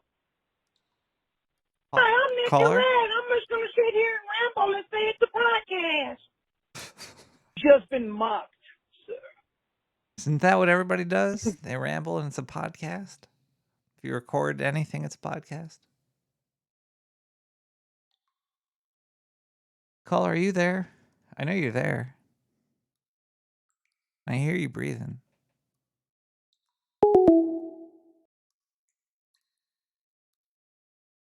Pussy. Are we gonna put the phone line on hold? You're not a pussy. I'm just like saying that word. It's a fun word to say. It puts a whole bunch of imagery in your mind. What is this? Caller, hello, caller. Hi, Nick. I heard you wanted to hear some scary stories tonight. Do you have a scary story to share? I have two, actually. It's going to be your choice. Do you want to hear about Francis or do you want to hear about the fetch? Francis or the fetch? Yeah. I'll take the fetch. Okay. In my family, on my dad's side, we have a family ghost called the fetch. And growing up, we always thought it was, just a scary story. Apparently, this fetch, when somebody dies, it notifies people of the family by knocking on a door. Well, several years ago, I was out of touch with my family. It's a long story and not related to this one. But my friend and I were sitting up late one night, probably about 2:30, 3 o'clock in the morning, and we hear somebody knocking on the front door. So we're like, who's knocking on the door 3 in the morning? So we go and we look, and Don't there's open nobody there. Don't open it. Well, wait for it, Nick. So we go back in the kitchen and we're shooting the bullshit. A couple minutes later, we hear it again. Knock, knock, knock. So we turn on the light and we look and there's nobody there. Don't open So it. now we're getting pissed off. We're like, who's playing ding dong ditch at 3:20 in the morning? A couple of minutes go by. We hear it again. Knock, knock, knock. So now we're really pissed. My friend gets her phone out to call 911. I get an aluminum baseball bat to go beat the hell out of whoever's fucking with us. You go open it. Open it. Yeah, I open the door. There's nobody there.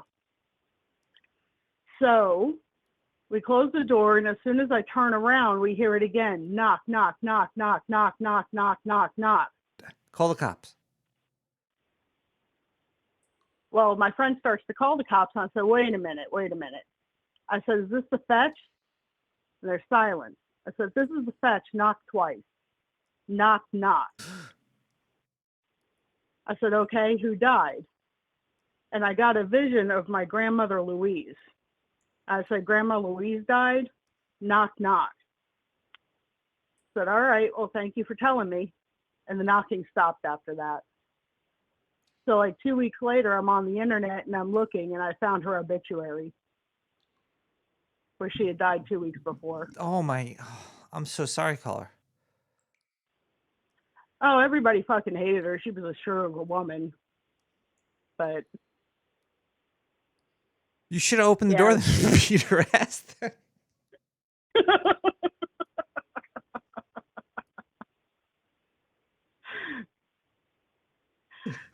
Do you want to hear about Francis? Yeah, let me open another beer. Okay. All right, let's hear about somebody. Let's hear. Hold on. Oh, here we go. Oh, geez. All right. Uh-oh. All right. Yeah, sorry. Okay, there we Okay, go. let me know when you're ready. Almost ready. Oh.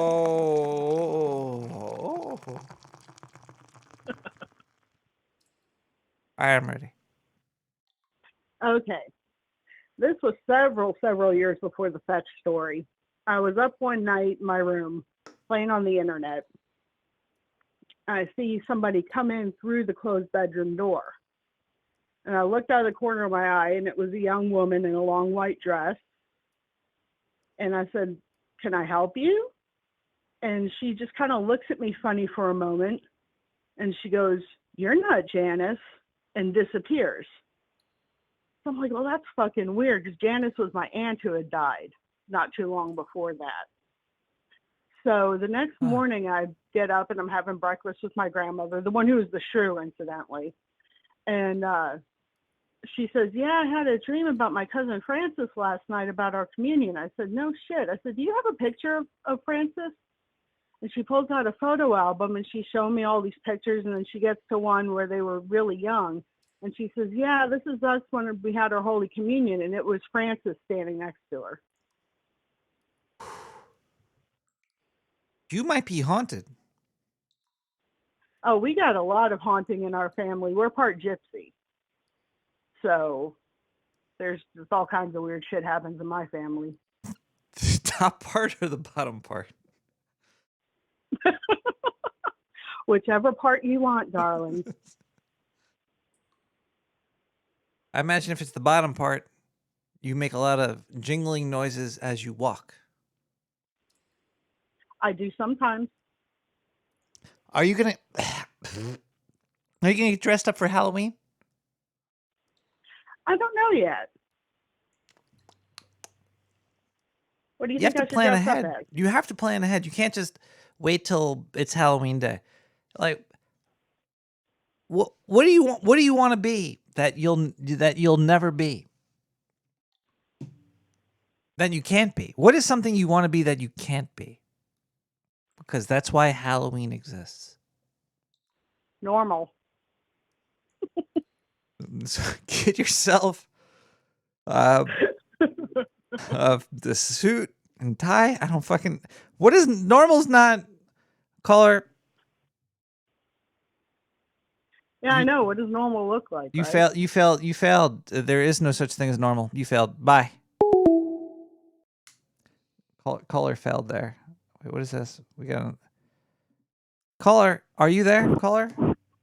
Hey, man, it's me. I wanted to go to the voicemail, but I guess I'll just switch. Hey. We're going to be walking on each other the whole time again, sir. If you'd like to leave a message for this voicemail. No, I'm done with that computer. Pass me through to Nick. I got to talk to him. Please insert your penis into this jar of mayonnaise. Okay, sir. So, would you like to have a real conversation instead of just playing with memories and ideas? Have you ever... What's the weirdest place you ever put your penis? The weirdest place I ever went, sir? Caller, how are you tonight? What are you going to be for Halloween? I'm going to dress up as Nick the Rat. I'm going to cut my dick off and shove my head up my ass. I hope you Nick, did you mean what you said? I hope you can get it deep in there. If Don't tell PayPal. Hey, don't tell PayPal. Listen, sir. Did you mean what you said earlier? well, yeah, I mean everything I say. Oh, okay. Well, listen, I won't go into that, but I have two issues. You know, when I left that voicemail about me wanting to eat my own cum, that was in confidence, first of all. And Yeah. second of all, I like the way you edited out. That was a story about my friend, not me myself. Anyways, it's just too into. I don't edit anything. Are you I lagging don't know what you're behind, talking sir? about. I have no idea what you're talking about. Edit? Yes, What did I edit play out? it. Sir? What you said I edited it out? Yes, sir. That was not the original voicemail. I said that was a story about my friend who wanted to do that, and I was just repeating what he had said. Listen, you talk about other things, like something real, perhaps. All right, sure. Can you find out what's real, Nick? Nick, can you find out what's real, sir? No, I can't. It's impossible. Okay, so where do you go from there? Seeing that I can't find out what's real, have I just given up? I can Am I tell. not really Okay. interested, or have I quit looking, or No, this is what you do. is that all there is to it, sir? No, it's not. It's Hey, not Nick, because there's more before to you let it. me go, can I schedule an appointment? Maybe we can have an interview one evening. A calm interview one evening, and we can talk about something real. Email me at nick@nicktherot.com. Yes, sir, I will. Do Good that. luck We with the can rest of the maybe. show, I'll get my sir. people to talk to your people. But I have I'm gonna give you an explanation after I hang up on you about after I find the mouse. You see, it's really. I'm gonna go listen. I want to listen to this other podcast. It's very strange when I say I'm gonna hang up on you and I can't find the hang up button.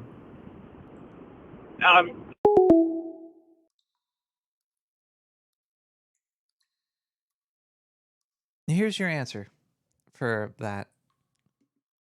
What was the question? What is people? I gotta use the bathroom. Caller, how are you? I'm a little messed up too. How you doing? I'm very messed up, and I have to use. Do you want to talk to millions of people by yourself for a couple minutes? Shit, yeah, I do. Yo, what's up, Dark Sewer All right, just don't say anything Nation? racist. How I'll be you back. cooking? I will do my best. Don't say anything racist. Don't say anything racist. This baby seal walks into a club, right? Boom. Actually, I do have this joke for you. I have a joke for you right now. I'm going to tell every single one of you motherfuckers listening right now to the Dark Sewer Network. This joke goes back a long while. You may have heard this joke before, and that's cool. But if you haven't, well, buckle up, buckaroo. A zoophile, a pedophile, a sadist, a masochist, a necrophile, and a pyromaniac are all hanging out in a jail cell. And after some time, the zoophile stands up and he's like, guys, you know what I could go for right now? Sex with a cat. The pedophile looks at him and he's like, man, you know, it'd be even better than that. Sex with a kitten. And the sadist goes, ooh, can we beat this kitten first before we have sex with it? And the necrophile's like, hey, only if we beat it to death and then fuck it. The pyromaniac saunters on over and he's like, can I light this on fire after you guys are done with it? And he gets really quiet. And the masochist, he peeks his head out and goes, meow. Thanks. Please. You can sit back down. While you sit down, actually, I'm going to tell you about my two favorite sexual positions. I call the second one the JFK, and it's where I'm going to blow your brains out the back of the convertible. The first one I call wow. It's when I flipped your mama over.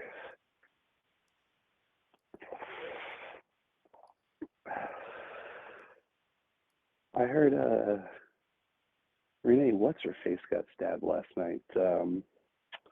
She was the legally bitch. Legally, God, what fucking movie was she in? Legally Blonde?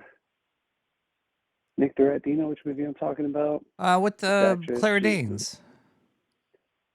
She's in fucking Legally Blonde. She just got stabbed last night. She's fucking Reese something. Reese. Reese Witherspoon? No, with a knife, man. Really? Fuck. Better than a fork or a spoon. Ugh. Yeah, something you gotta work at. Man. Gotta put a little elbow grease on those. Life is really good, and then it starts to fall apart.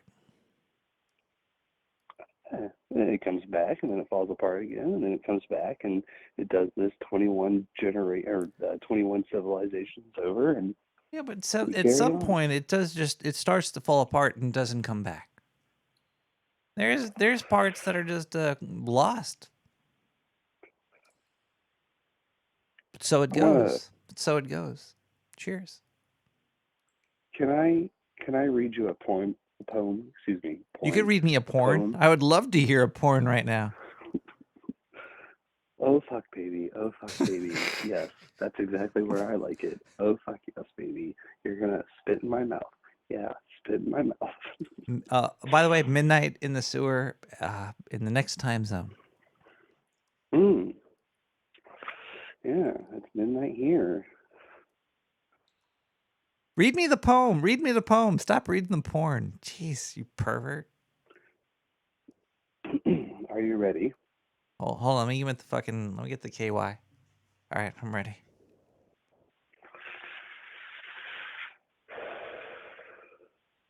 Carry on, my wayward son. There will be peace when you are done. Lay your weary head to rest, and don't you cry no more. Once I rose above the noise and confusion, just to get a glimpse beyond this illusion. I was soaring ever higher, but I flew too high. Though my eyes could see, I still was a blind man. Though my mind could think, I still was a madman. I hear the voices when I'm dreaming, and I can hear them say, carry on, my wayward son.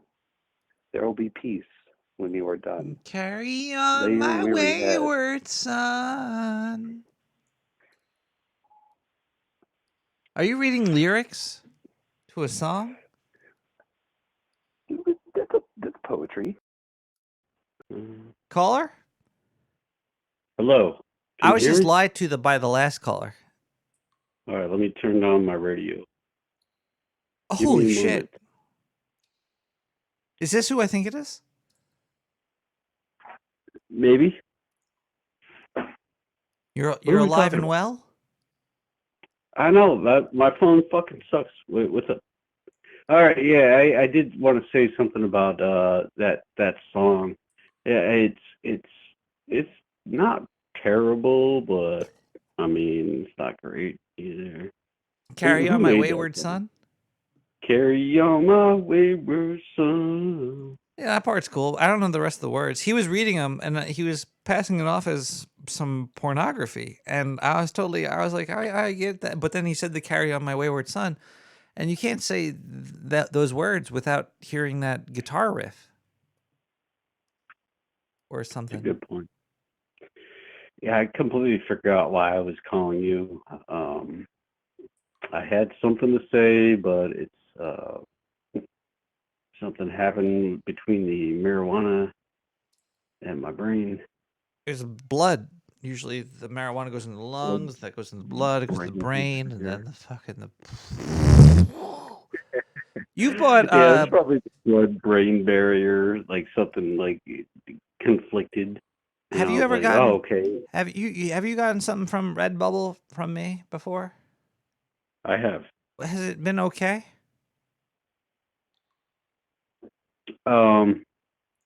Yeah, okay. Yeah, it's just okay. I don't expect it to be better than okay. I will say that the sewer chat #sewer chat T-shirt. Yeah. I thought that it was kind of weak. I mean, it was like dull. You know what I mean? It's very dull, but Very dull. it's I don't have to design anything. I just know how to make some goofy shit. Yeah, I get it. I get it. You know, yeah, I read what you were talking about earlier. I think the last week or something, and what makes me wonder, like, there are lots of like successful YouTubers, and they sell their own merch, but they're not using Redbubble. You know, so I gotta imagine they've got enough of a following that they just order, like, 150 T-shirts, and they just can sell it. Well, Gotta five be things I could better. say about that. Actually, there's only about 2 things I could say about that. One, the YouTuber that is selling the merch already has a big audience. 2, they're not doing it themselves. I'm sure whoever is making the design is somebody that makes designs. And 3, they order up a shitload because they only sell a limited amount, which they could mark up the price for. Well, yeah, that's what I was thinking. That's the difference, right? And they could choose. You They could use choose. Redbubble because It's print on demand. Yeah, I You import don't the have to- image and it's done. It's like, pop, okay. And I'm lazy as fuck, man. You know, these scientists in the sewer, they're not really doing too much other than feeding me drugs. Nothing wrong with that. Not really, no. All right, what do you want to talk about? Because I completely derailed the conversation. Are you getting dressed up for Halloween at all? Yeah, I'm going to use your tip from about 3 years ago. I'm going to be a pizza burn victim.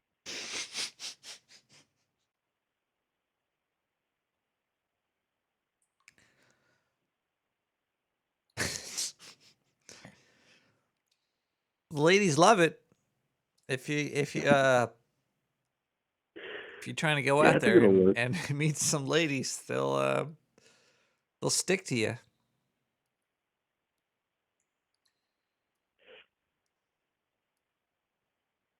Yeah. Other than that, no. But again, I mean, earlier I posted, somebody was talking about Halloween costumes and cosplay or whatever.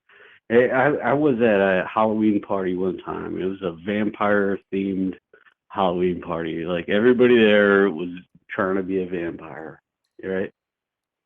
So I show up as this anime character. I don't know if you ever seen it, but Vampire Hunter D. Yeah. Yeah. So I've got, like, my left hand has like a face on it. It's telling me what to do.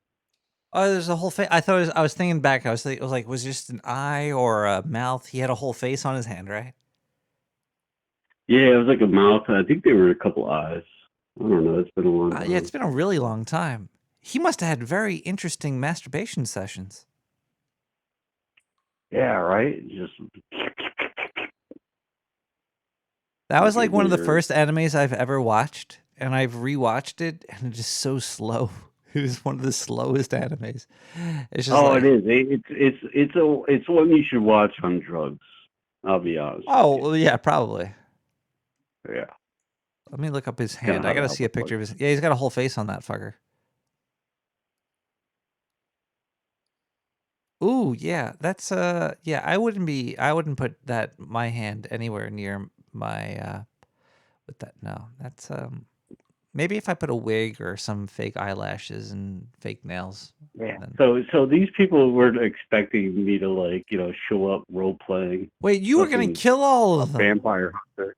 Oh, I did kill them all. Oh. Yeah.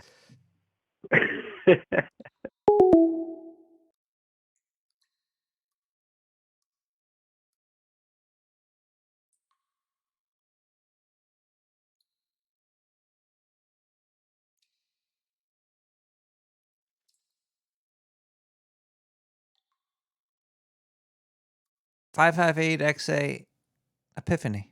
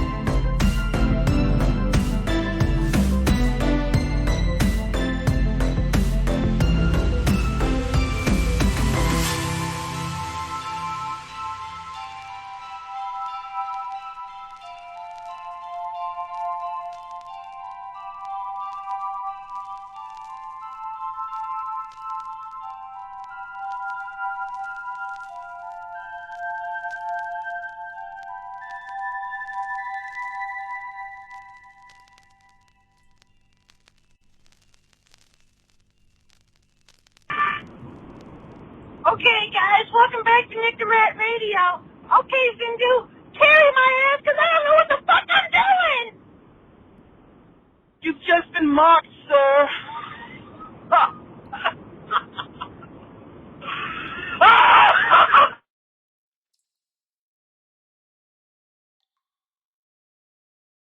There's so many. All right, we're gonna have to burn through a couple of these because I do need to clear them out before next show. That's how I work. That's how I do my. That's how I work. That's how I do my thingy thing. So we're just gonna clear. The phone line is on. It's not on right now. The phone line. I think. Diane, is the phone line working? Can you call it? Voicemail.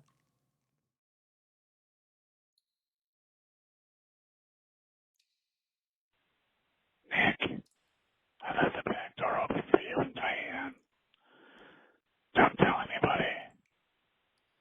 Also, I told you not to call me here. I don't call. I only take calls. I only take calls. I don't. Hey, it's Zindu. I think I just saw a ghost. I looked in the mirror. I saw myself because thinking all the time is a form of death. I've just been mocked.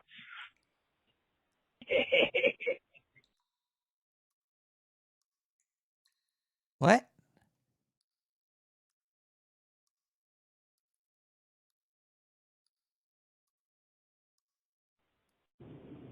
Yes, I have a question for Zindu. I want to know what real love is, sir. Just kidding. You've just been mocked.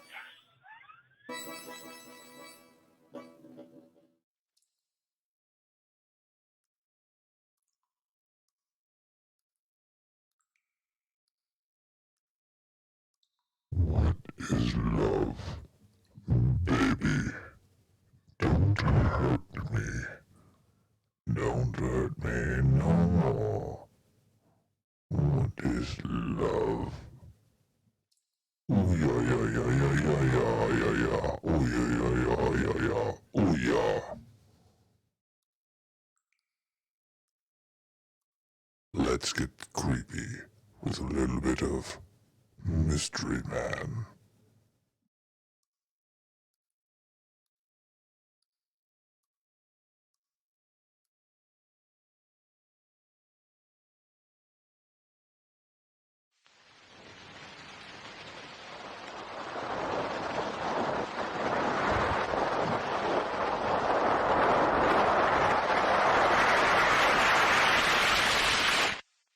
This is Mystery Man coming to you with another episode of Bigfoot Assault.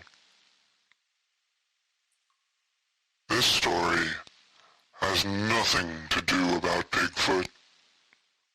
There is no assault. This is a story about a witch. I'm not sure what to do with this, Stacy said, holding up a book. I mean, I know what to do with it, but I don't know what to do with it. I mean, I know what to do with it, but I don't know what to. She realized she was in a loop. The spell she read out loud must have caused her to loop in time. She was in a witch's spell book. That must be it. A witch put a lock on her book, so if anyone attempted to read it, they would be unable to break free. How can she escape this? Witches were close with nature. Maybe if she spoke to the wind. Night Air, could you free me from this book? Stacy asked. Yes, but... a breeze said. Stacy was shocked it responded to her. Did she have magic within her now? Was she too becoming a witch? You're not a witch, Stacy said. I'm not a witch. I'm not a witch. I'm not a witch, Stacy said, repeating the words. What? The breeze asked. I'm not a witch. I'm not a witch. I'm not a witch, Stacy repeated. I fear you're under the spell of Kronos, the time witch. She likes to set traps for children, freeze them in time, and eat their souls. She's a very tricky witch. She even tricked me a few times. Then, with the body of the child, she leaves it laying there dead and withered in the living world. I'm not the witch. I'm not the witch, Stacy said. The breeze had to act fast. It gathered its strength and directed a gust of chilling wind directly at Stacy. I will not let that witch take any more children from this realm. The wind swept Stacy into the air. She was flying through the night sky. She had no idea where she was going, but she knew it was going to be dark. She was in a witch's spell book. I'm not a witch. No, you are not a witch, said the breeze. I'm not a witch. I'm not a witch, Stacy said. No. No, you are not a witch, said the breeze. Stacy flew through the sky, and then she had a memory of a past life. I am magic, Stacy whispered. She looked back. She flew past the moon and then the stars. 1,000 witches flew through the sky. They all sort of resembled her. She flew past a magic castle. She remembered she lived there once. Stacy was a magic witch now, dancing within the air. You are a witch, said the breeze. Then she realized that she was Kronos, and she was gathering power by traveling back in time to suck her own young soul and tricking the night air into giving her powers to fly. She laughed and howled and became stronger than ever. If you ever hear the sound of a young girl laughing in the night air, now you know why. Kronos is hunting to become more powerful.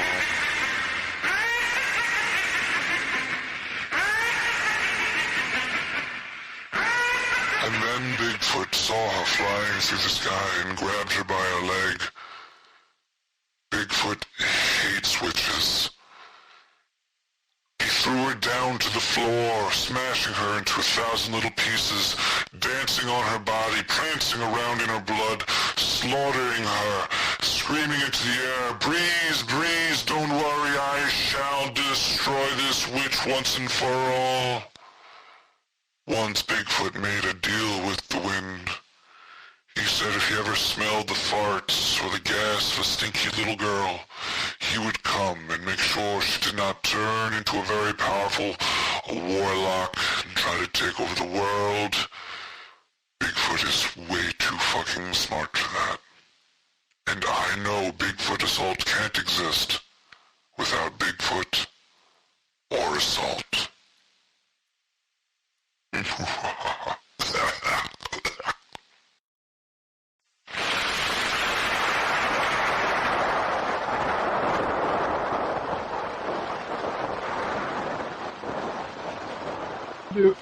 Zindu, I'm getting a message from the dead. Gay radio, not for me. Marker strikes again. Hey, welcome to Nick the Rat Radio 793. Hey, I think we should all be globalists because I haven't figured out and understood thought exactly yet. It was a poor attempt at mocking you, sir, but you get the gist. Have all evening to ruin all evening, sir. Mock away, partner. Basically, my nihilistic instinct tells me that anything you says doesn't fucking matter. So it's all cool. It's good to have some nihilism within one. I think nihilism could expand evolution beyond the Thundercats.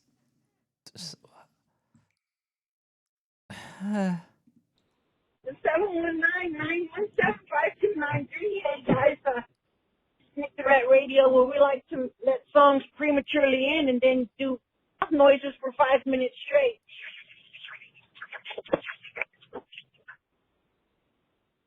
It mocked, sir.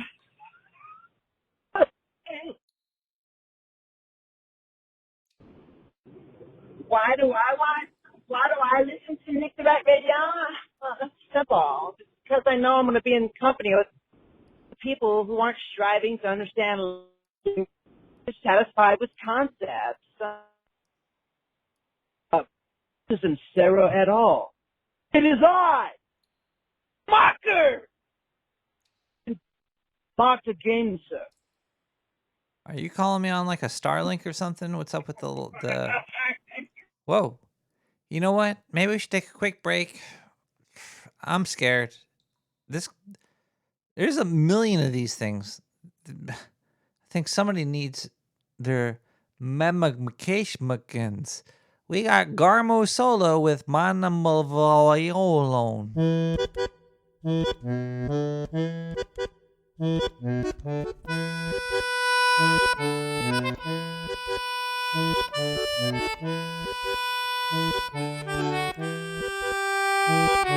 Why'd you do it, Nick?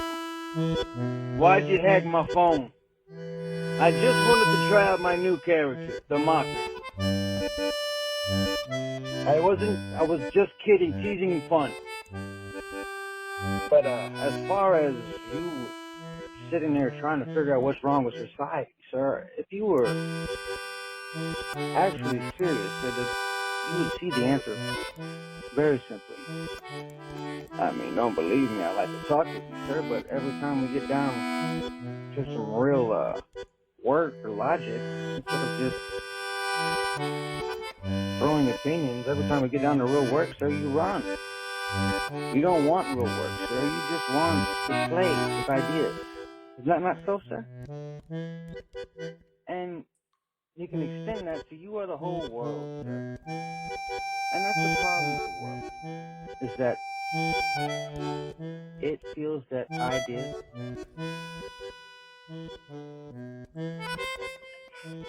But I say that me and you can come to the answer if thought is true or not very simply, very quickly, so within 5 minutes. Life is so simple. Don't believe me. Please don't air this.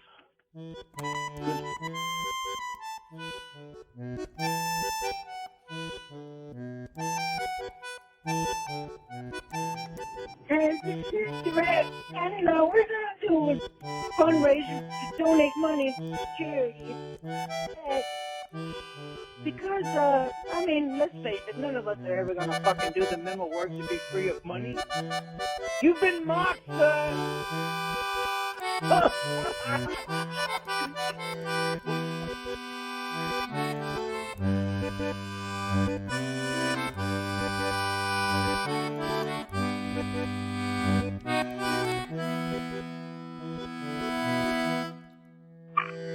Hey, it's Nick the Rat Radio, 719-791-2593. Yeah, we're just here trying to figure some stuff out, you know, because I'm wondering about people and why society is so corrupt and bad.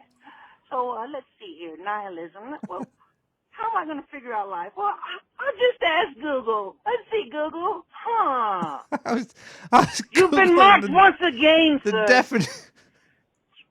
I was looking for the definition of it. I hate to be mean to you, but It's not mean. That's funny. That's funny. Well, no, one time Josh Gardner he used to do this joke all the time, and I make him do it. It was a retarded joke, where he'd go like, there's these two gay guys, and one guy says to the other, he says, this is how Josh talks, he goes, one gay guy says to the other, let's play a game called hide and go seek, and I will hide, you try to seek me, and if you find me, you get to fuck my ass, I'll be behind the couch. So I said, you gotta tell that to Rodney, you know, and so Rodney came, and then they were in that hallway down by the makeup where it's super thin, you know, that Farley used to have his dressing room, it's that super thin hall, and so I said, go tell him the joke, and he got stuck there with Rodney real close, you know, and he told the joke to Rodney, and then big silence, and then Rodney said, I'll tell you something, kid, I'm not much for jokes, okay?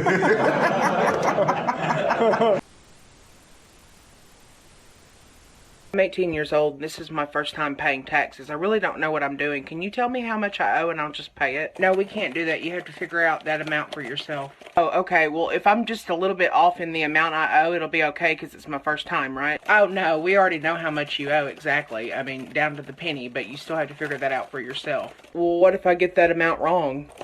You go to federal prison. There was a Chinese dude that married another Asian lady, but she had plastic surgery. So she looked really pretty. But genetically, she was ugly. Oh. Right? So then what happened was they had kids, and the kids were ugly. So he divorced her. It's likely that even today, most of the 110 billion humans who've died never saw the age of 20. 30, 30, 30, 30, 33, 3, 3, 3, 3, 30. You never know when you're getting information and when you're getting disinformation. In counties in the U.S. where marijuana has been legalized, the overuse of opiates for pain has decreased substantially. That's And the awesome. crime rates have gone down, interesting. Well, people Yeah. stoned on pot? Like, Dude, it's what hard are to you gonna pick do, somebody's pocket. Go break into a building? Yeah. I don't think so. You're just not going to get it together. You might knock for a long time. The major reason cold fusion has been discarded as pseudoscience is that most physicists think it can't possibly be that chemical processes cause nuclear reactions. But I think they overestimate how much we know about nuclear physics and chemistry. Nuclear physics is dominated by the strong nuclear force, which holds quarks and gluon together so that they can form neutrons and protons. The strong nuclear force has the peculiar property that it becomes weaker at high energies. This is called asymptotic freedom. Arvin Ash recently did a great video about the strong nuclear force, so check this out for more detail. The Large Hadron Collider pumps a lot of energy into proton collisions. This is why understanding the strong nuclear force in LHC collisions is quite simple, by which I mean a PhD in particle physics will do. The difficult part comes after the collisions, when the quarks and gluons recombine to protons, neutrons, and other bound states, such as pions and rhos and so on. It's called hadronization, and physicists don't know how to calculate this. They just extract the properties of these processes from data and parameterize it. I'm telling you this to illustrate that just because we understand the properties of the constituents of atomic nuclei doesn't mean we understand atoms.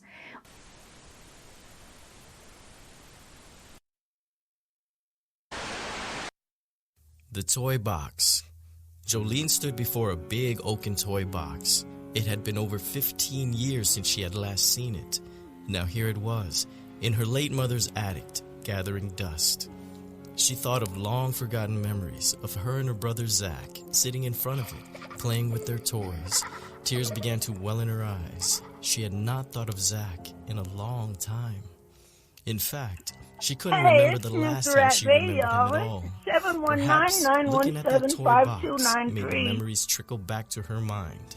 It began to play inside her head like a movie. In their bedroom, Jolene and Zach were sitting on the floor in front of that toy box. Zach was crashing cars into each other, and Jolene was brushing her Barbie's hair.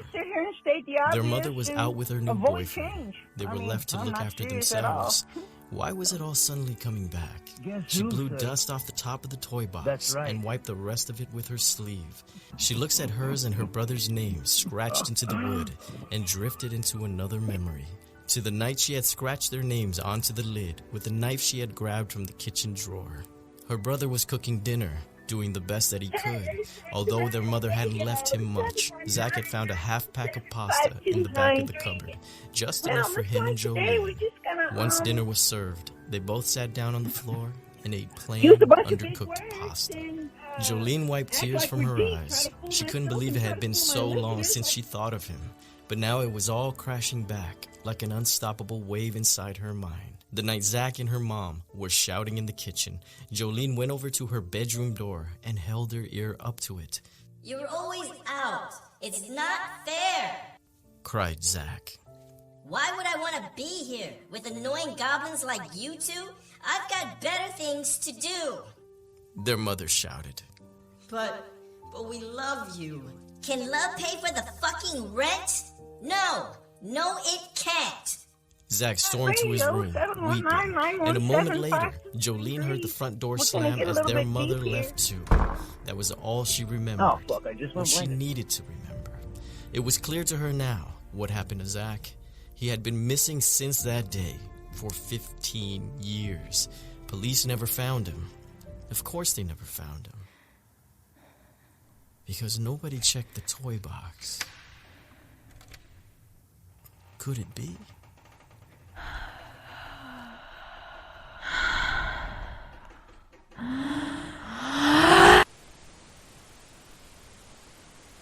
Had you didn't have any feeling from the Watergate stories that had appeared at that time that anything like this? Yeah, I knew that things were that there was a story I should be on. Yes. But this time, Tim Krause was working on his press book. Yes. And the campaign had entered its sort of terminal stages. And that was the first time Rolling Stone had ever even attempted to cover anything except music or anything directly related. Yeah. So we just couldn't do it. Yeah. And thank God, Bradley and Carl and Bob and Sussman and those people had enough sense to keep running that story. That's right. That's right. But I think probably you would agree with me that there is a small or maybe a large incompatibility between gonzo journalism and this kind of factual digging, putting it's like a crossword puzzle, getting it all I together. think that's where you get that disparity between the writer and the reporter. Yeah, that's right. If you can, if you accept that, then there's no need to talk about new journalism or gonzo journalism. That's right. But you sort of start off where they leave off, isn't that right? Yeah, I hadn't thought of that, but that's really. It occurred to me about halfway during the campaign that people actually believed a lot of the things I was writing about. Muskie eating this strange Brazilian drug, and I assumed that everybody else was getting their coverage just like their basic coverage, like I do out of the papers and TV. And about halfway through the campaign, I realized that, my God, this has been one of your problems, hasn't it? That people don't understand when you're putting them on. That's been a problem a lot longer than most people realize, I think. Maybe even longer than I realize. I'm not even sure myself anymore. Well, I wondered a little bit in reading back to all the things, or not all the things, but an awful lot of the things that you've written, and then a lot of things that have been written about you, whether sometimes you weren't a little bit like the CIA agents, that you lived your cover. I'll give you that one, yeah. Yeah? Not all the time, but not all the time, but I have to. You get a lot of fun out of it, don't you? Oh, if I didn't, I wouldn't do it. You don't go out and just break yourself down to jelly, right, on that campaign trail. But with publishers, I think I made $10,000 off that, that whole thing. And there has to be. There's a high in covering politics. I think it's a combination of power and adrenaline, which beats any drug I've found yet. Yeah. When it's not fun, you stop. Right. I mean, there's not enough time. We're all getting old. Yeah. I have no intention of doing things I don't enjoy anymore, unless, of course, I'm forced to. What are you doing here? I called your hotel. I got no answer. Then I tried the station house. I thought maybe you'd be here. Good evening, Sam. Mr. Drebin, Jane, always nice to see nice people. Sam, play our song. Just one more time. Of course. Ding dong, the witch is dead. Witch, oh witch, the wicked witch.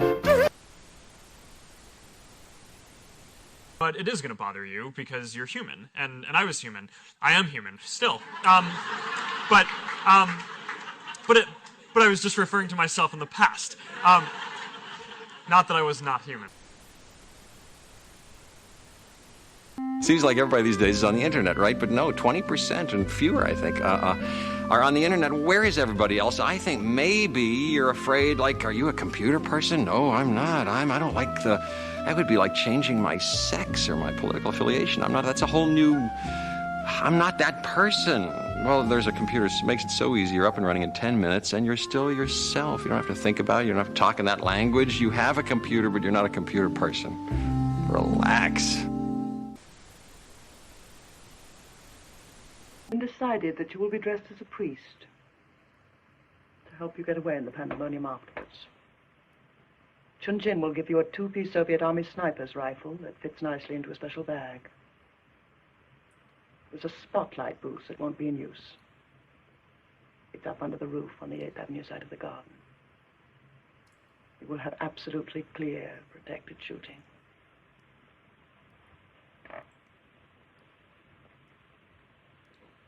You are to shoot the presidential nominee through the head.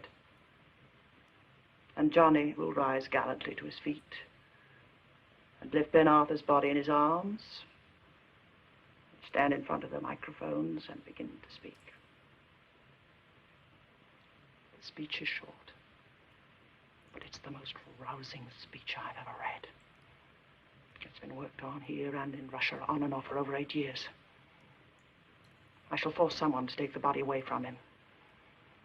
Then Johnny will really hit those microphones and those cameras with blood all over him, fighting off anyone who tries to help him, defending America even if it means his own death, rallying a nation of television viewers into hysteria to sweep us up into the White House with powers that will make martial law seem like anarchy. Now, this is very important. I want the nominee to be dead about 2 minutes after he begins his acceptance speech, depending on his reading time under pressure. You are to hit him right at the point that he finishes the phrase, "Nor would I ask of any fellow American in defense of his freedom that which I would not gladly give myself. My life before my liberty." Is that absolutely clear?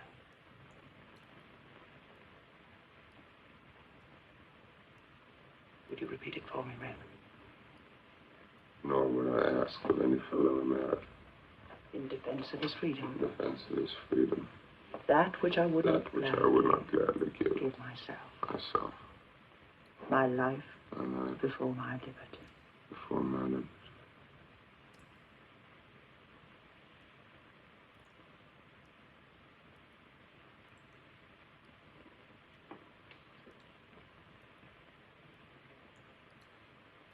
I know you will never entirely comprehend this, Raymond. But you must believe I did not know it would be you. I served them. I fought for them. I'm on the point of winning for them the greatest foothold they will ever have in this country. And they paid me back by taking your soul away from you. I told them to build me an assassin.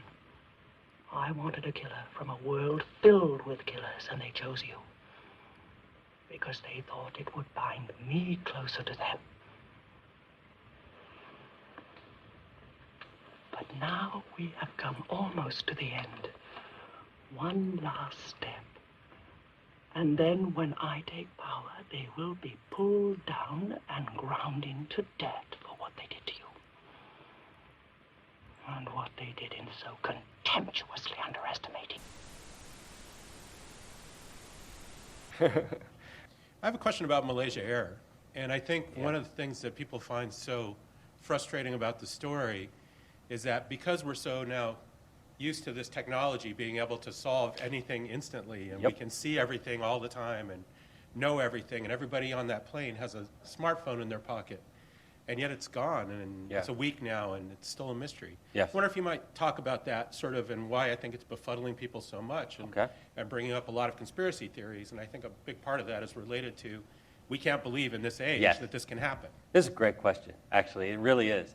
Because I obviously have been, for future audiences who look at this, around the time that this is taped, a Malaysian airliner has disappeared. And with all hands, it doesn't look like it's crashed.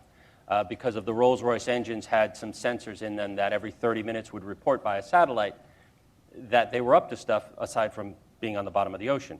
So I think what this does is brings up a great point. People think of technology as this monolithic solution that just deals with things, when really there are these tiny little data points or connections of how it connects to the rest of society. I think a lot of us might have been surprised that, like, how could an entire airliner not be on radar screen at all time, but they aren't, apparently. Aside from military radars, which are very closely held in secret, both their sweep and the extent of the stations they have, civilian radars, a lot of it is augmented by transponders on machines. So here, if it has in fact been stolen and spirited away to some other location as opposed to crashing, there was a knowledgeable person, a person knowledgeable about these systems, and just the few connection points that connected it to the rest of society, which is, the transponders get turned off. There was, I think, also a mapping module that gets turned off for navigation. They, of course, if they have satellites, a cell phone on board, they can turn off that transceiver so they're not making satellite connections. And then from there, they can change. Now, my understanding was that the belief is that they went down another air corridor that's pretty heavily traveled that would go either to the Middle East or Europe. And so they blended in with traffic. Anybody looking at a plane is just going to think it's a plane and assume that all of their transponders would be on. It is amazing that in 2014 you could basically disappear with an entire plane filled with people. But I'll bet that as a result of what happens, because we haven't seen the other shoe drop on this, because was it stolen? What happened to the people on it? And if so, what is going to be done with it? Is it going to be rebranded, repainted, and used for some terrible purpose, or is this just a mistake? Did it crash? The process by which we track planes, I think, is going to change as a result. It definitely is. Because the fact that everyone's looking for it and it just disappeared, that's shocking. And it shocks me. And again, every time these types of things happen, I bookmark a lot of stuff and I research stuff.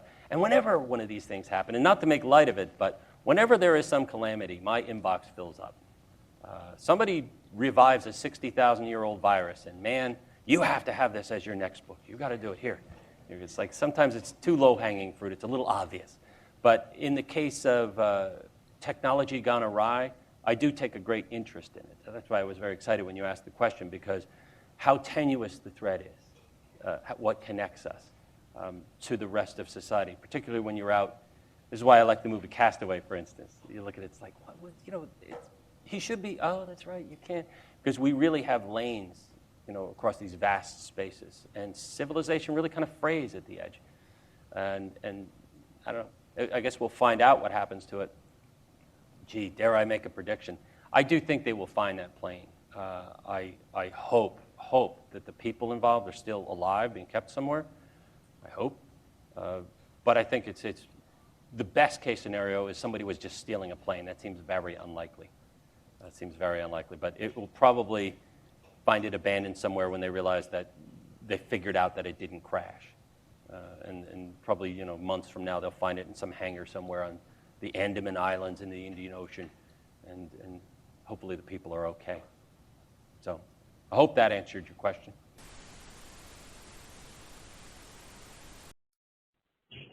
Voicemail 4002. So it's not that words are dumb. It's that we don't realize words are limited. And that words come from ideas, which are a responsive memory. All memory, ideas, and thinking are limited, incomplete, sir. So we are trying, what you're doing here, or what we have done for the last, what we do, sir, is we try to figure out life verbally or psychologically through the mind.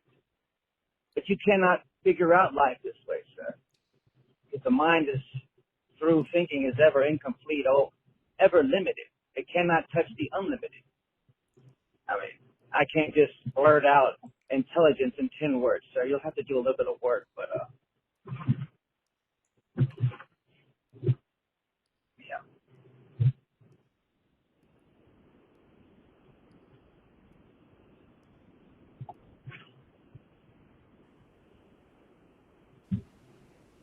What you are about to witness may be more than the human mind can bear. Just an ordinary jar of pickles, you're thinking. But how wrong, how terribly wrong. They say the mean, tangy vinegar Haywards use drives these crisp young vegetables into a frenzy. We shall see.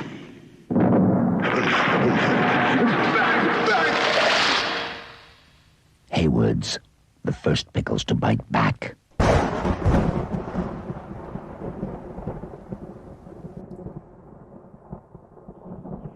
voicemail 4003. Alas, tonight. So the question is, can my mind is there another action of the mind that has nothing to do with thinking or thought or ideas? Because I don't know if you have ever watched your own mind, sir, but I don't want to spill the beans, but you'll find that it's always going, sir. It's always chattering, thinking about this or that. Or there's never one little instance in your life where you're free of that, where your mind is free of the past. Talking about memory, etc.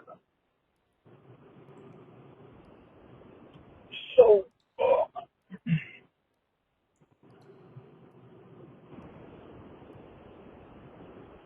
the question is there another action of the mind that's not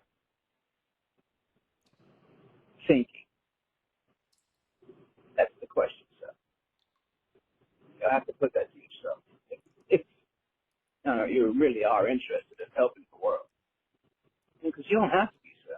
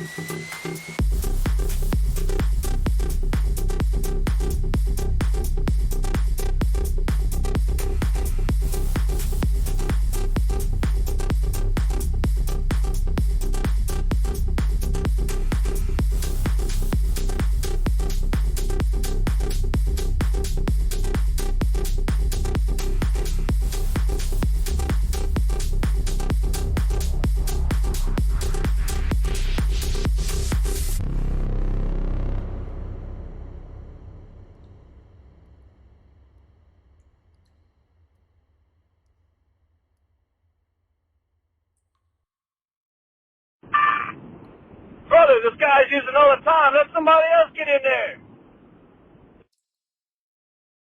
Okay, welcome back to Threat Radio, 719-917-5239. Okay, now I'm just going to talk to some little losers I can set up later and hold down and fuck. And,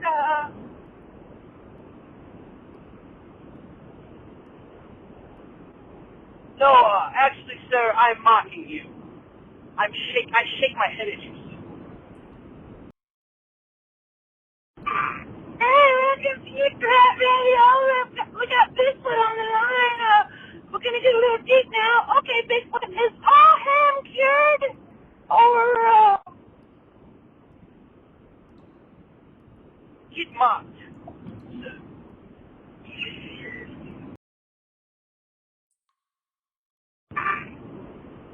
Did you mean it, Dick? Did you mean what you said? That I was a woman's penis?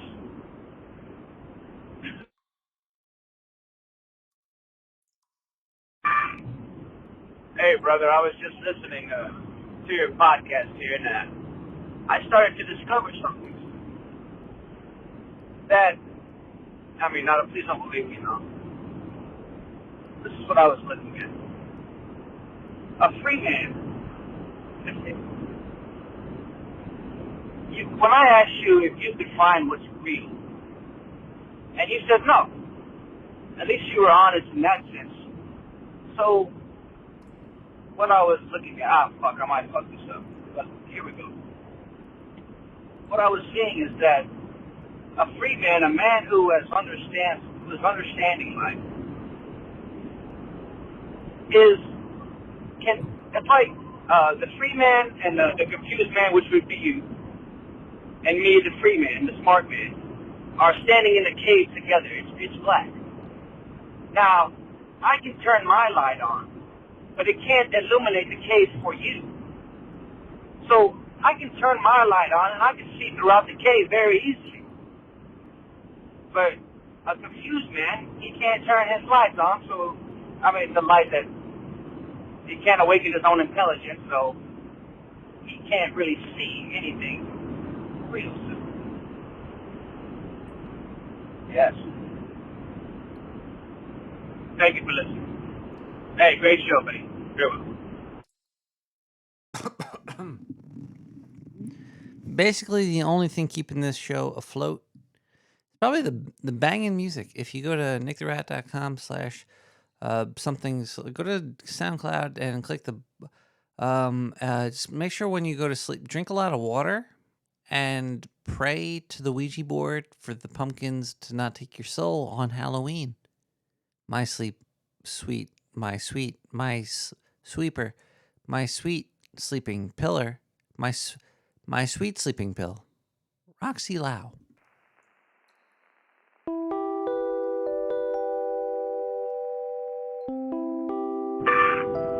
Great show, brother!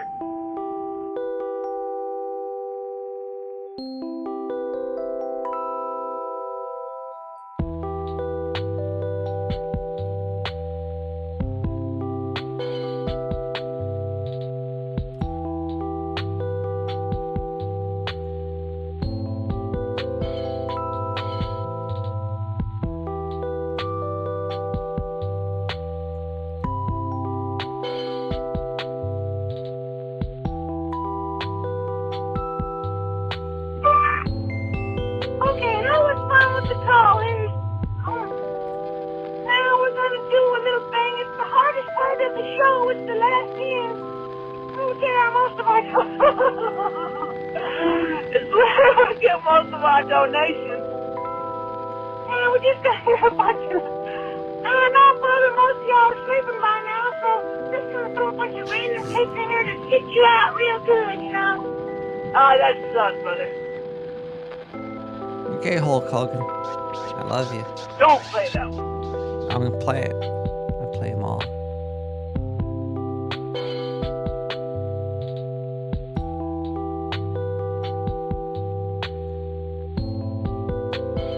Fletcher, you can make a Ouija board out of anything. The more haunted the object, the better. Slap those letters in a pumpkin.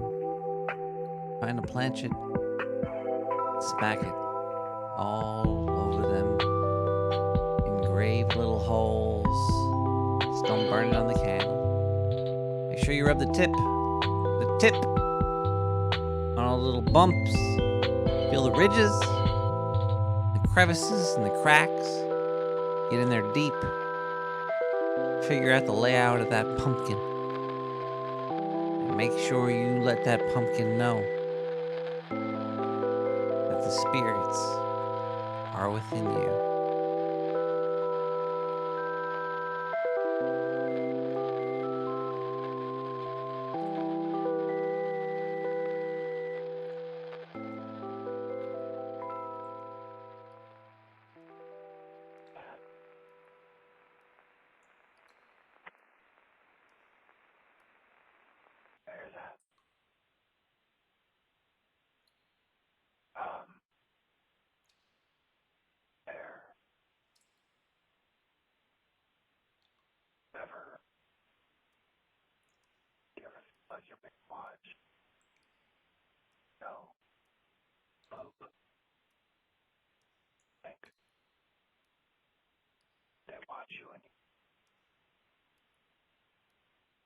about when you poop in the shower?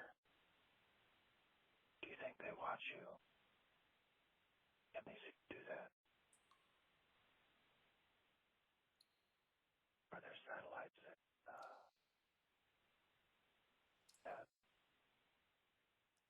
where they listen? Wait, did you?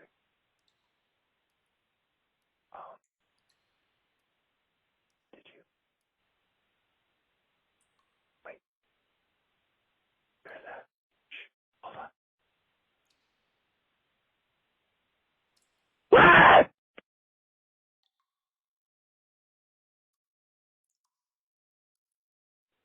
When my granddaddy was a little boy, he had an aunt that died. She run an old-time loom, worked herself to death. She died, and the old man tore the loom house down where she worked. Wanted to get that on out the way, and he's going to court in 3 weeks after she died, courting with another woman. Granddaddy said he heard the boards were rattling, just like the old loom were running. Heard the loom rattling, said there was a big fire going, big a blaze. Said she walked up the door, little baby. Her baby, they told him to keep him from going to her. Kept saying, "There's Mommy, there's Mommy." My father would tell them witch tales. My mother said their grandfather moved from South Carolina to Towns County. He drunk a lot and weren't scared of nothing. They were looking for a place to camp, and they asked this feller, he said, "Go to the second branch. Don't stop at the first. Can't stay there. It's haunted." He said he was going to stay there. Weren't a bit scared. They fixed their camp, got their supper, and went to bed. But he was up. He was feeling good. Heard someone a-coming like a wagon. Looked down and saw it a-coming. Just like a big white sheet over the wagon, just a rattling. That old man just hollered at it, but it didn't go very far before he heard it coming back, so he hollered at it again.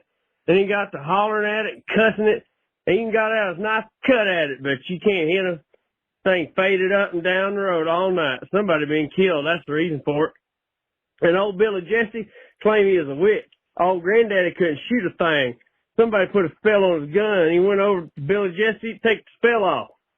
He lived in what they call Bitter Mountain Cove. Told him he wanted to take the spell off him. Somebody witched his gun. So Billy loaded that gun, and they went to every corner of the house and shot, saying, "Hurrah for the devil!" Went to every corner and shot. Never did load it but once, hollering, "Hurrah for the devil!" Oh, I gotta hear that. Billy then said, "Now, the next thing you'll see, there'll be a great..." He lived in what they call Bitter Mountain Cove. Told him he wanted to take the spell off him. Somebody witched his gun. So Billy loaded that gun, and they went to every corner of the house and shot, saying, "Hurrah for the devil!" Went to every corner and shot. Never did load it but once, hollering, "Hurrah for the devil!" Billy then said, "Now, the next thing you'll see, there'll be a great covey of quail. Now, don't you shoot at nothing. Then the next thing you'll see is a big buck. You can kill him, just shoot nothing else." Granddaddy done just like he told him. Here come a big drove of birds. He just held still. He went on, and there's a big old buck. Shot and killed him. Spell was off his gun. There used to be more ghosts there than now. Sure did.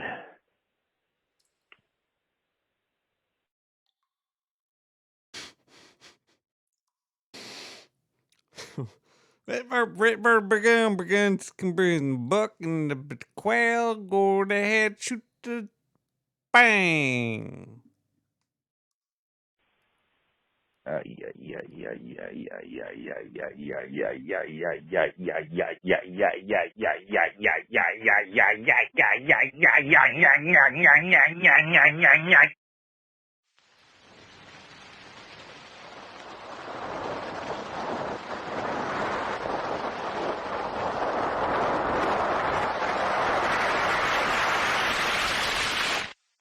Welcome back to the scary Halloween special episode of Bigfoot Assault. I'm sorry if I caused you any confusion with the last episode of Bigfoot Assault by saying there would be no Bigfoot. There were no assaults, but only a story about a witch who was then indeed assaulted by none other than Bigfoot himself. Well, there's a prequel to that story about Stacy. But I'm not going to tell that now. I'm going to tell you a story about some trick-or-treaters. A little squad of 7-year-olds, their family. This was during a simpler time, like in the 50s. The parents didn't go with the 7-year-olds to go out trick-or-treating. They let them go in a pack, a squad of about 12 7-year-olds to terrorize the town, throw around toilet paper and eggs at houses of all the neighbors. They knew that their kids were bad, and that is part of the reason they let them go outside all by themselves. No fucks were given, and they didn't really care, because they lived in a nice, peaceful town. It wasn't an urban area with gun violence or urban youths to rob them of their candy, dignity, and life. So be it as it is, but they were surrounded by a very thick, deep woods. Now this night, this Halloween night, it was a chilly night and there was a breeze coming from the woods. And upon the breeze was a smell of a young girl named Stacy who fought... No, it was a very weird smell. A musky.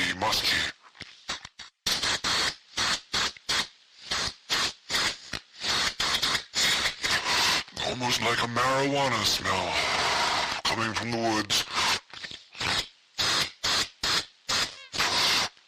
But there was nobody in town that they knew that smoked weed because, trust me, these 7-year-old kids were bored as fuck and tried to get high in all different sorts of ways.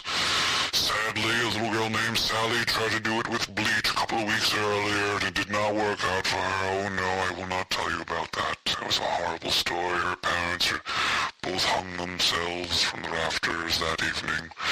Their souls still haunt that house that they all died in, and another family moved in recently, and the ghost inhabited their bodies and made them have an orgy with each other and then kill each other. And then their ghosts were there too, and the next family that moved in got a really good price on the house for the property, and they too were inhabited by ghosts and raped and killed each other, and then it's a very naughty house, but we're not here to talk about that right now. No, we're here to talk about this little pack of children going trick-or-treating near the woods that smelled like weed. Now, I don't know if you know this, but Bigfoot liked to smoke big fatties. Now, Bigfoot was really high and he had the munchies. Now, he knew what was going on out there. He saw the kids and the pumpkins. He knew it was Halloween and there was trick-or-treating, and this motherfucking Bigfoot was jealous and had the munchies, so he did what any unlawful, abiding Bigfoot would do, and he fucking went into town screaming like a madman, looking for some children that he could steal their candy from. He thought he'd have an easy time. He'd do this every year. He'd get fucked out of his skull, stoned off his ass, go out into town, terrorizing people and taking their candy and pants and having a jolly time. He'd bring it home to all the other Bigfoot at home that wouldn't go out that year. Sometimes they'd go in packs, but usually it would just be one Bigfoot at a time. They knew it was risky if they all went together because they might be spotted. So, this night, Bigfoot went out into town looking for some children to rob, and he saw the pack of kids that were naughty. He knew it because they were all dressed like a bunch of cocks. Yes, they were all dressed like big, phallic dicks with holes cut out on the top. Maybe they were ghosts. Yes, I guess they were ghosts. They were just wearing sheets with holes cut in the top so they could breathe and see through it. Now, Bigfoot ran up on these kids and picked one up and said, "Little person, give me your motherfucking candy before I rip your face off and eat your family." The kid, it did not even bother him at all. Bigfoot was shocked, so he attempted to rip child's face off. But it turns out that the face was not there. He ripped the face off a ghost, which is impossible to do. Bigfoot had a big hand of nothing in his hand. There was nothing there. He was a confused Bigfoot, a very, very confused Bigfoot. He looked at the other kids and started to stomp on them out of fear and fright, just for fun, too. And lo and behold, he wasn't able to do it. They were all ghosts. What the fuck was going on? Bigfoot thought. He had no idea. He started to get scared. He wanted to run home, but Bigfoot had to investigate. It seemed like all the little ghosts were going back to this house, and this house was on the hill, and he went up to the hill to the house, and when he got into the house, all the ghosts went inside of Bigfoot, and then he raped himself to death. Happy house.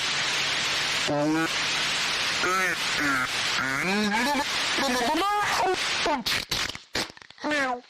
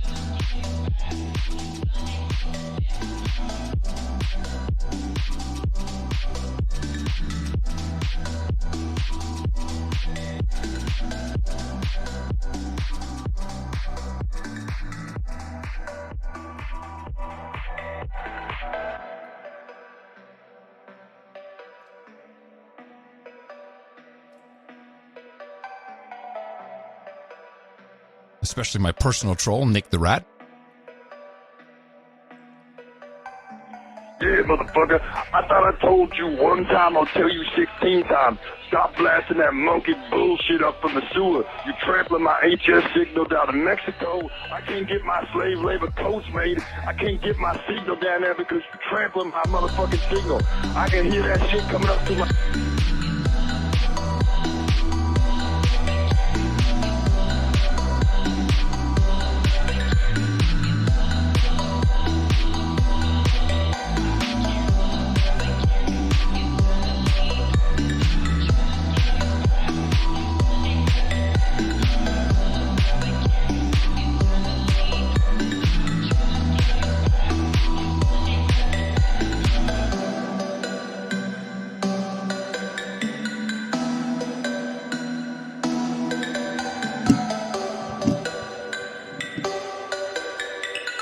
Hey, my sweet, sweet, sweet, sweet sweeping pill by Roxy Lau, and this is sustained by Staple Gun. Hi, everybody. We're near the end of the show here. I'm pretty drunk. I want to go lay an egg, a Halloween egg. We went through a few time zones here. We went through midnight in the sewer here in the Eastern Standard Time at 12. Then we went to the next one at 1. And then we went through another midnight in the sewer at 2. So we did 3 midnights in the sewers tonight. And boy, oh boy, is my tail tired. I can't wait for next week. It's going to be a great interview. I think it should be a fun time. Tuna steak. Tune in. Check it out. basically, I'm probably going to run the interview. Hopefully it's like 30 minutes to, we'll see how long the interviewee, let's see how long mint salad could last in the sewer. And as soon as that's over, then we're just going to probably just play some songs. I'll probably have the music ready. But there should be some Halloween fun still. It's fucking October, all right? So go watch some scary movies and sacrifice some spells to the toilet bowl while you're in the shower with candles and wine and shit. Pumpkins. Get the pumpkin pulp in your hand, squeeze it like.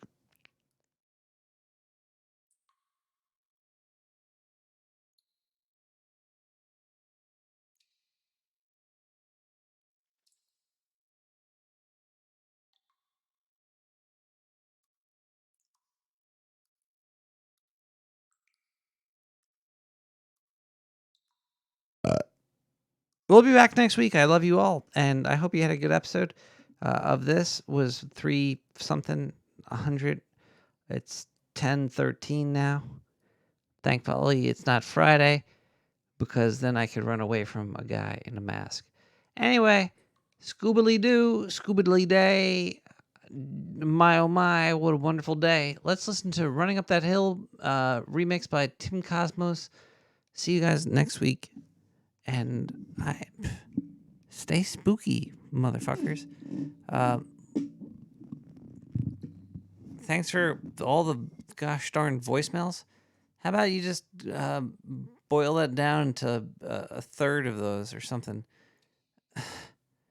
There's no rules. Good night, America. Keep it spooky. Let's see you next week. Thank you, Servo.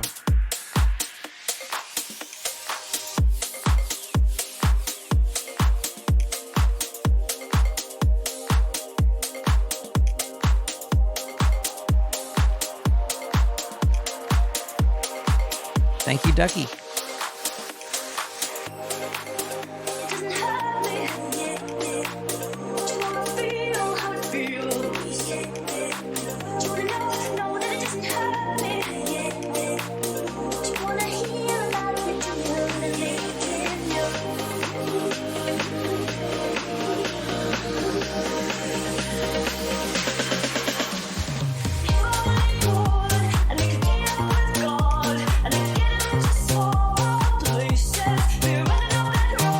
Tranquility.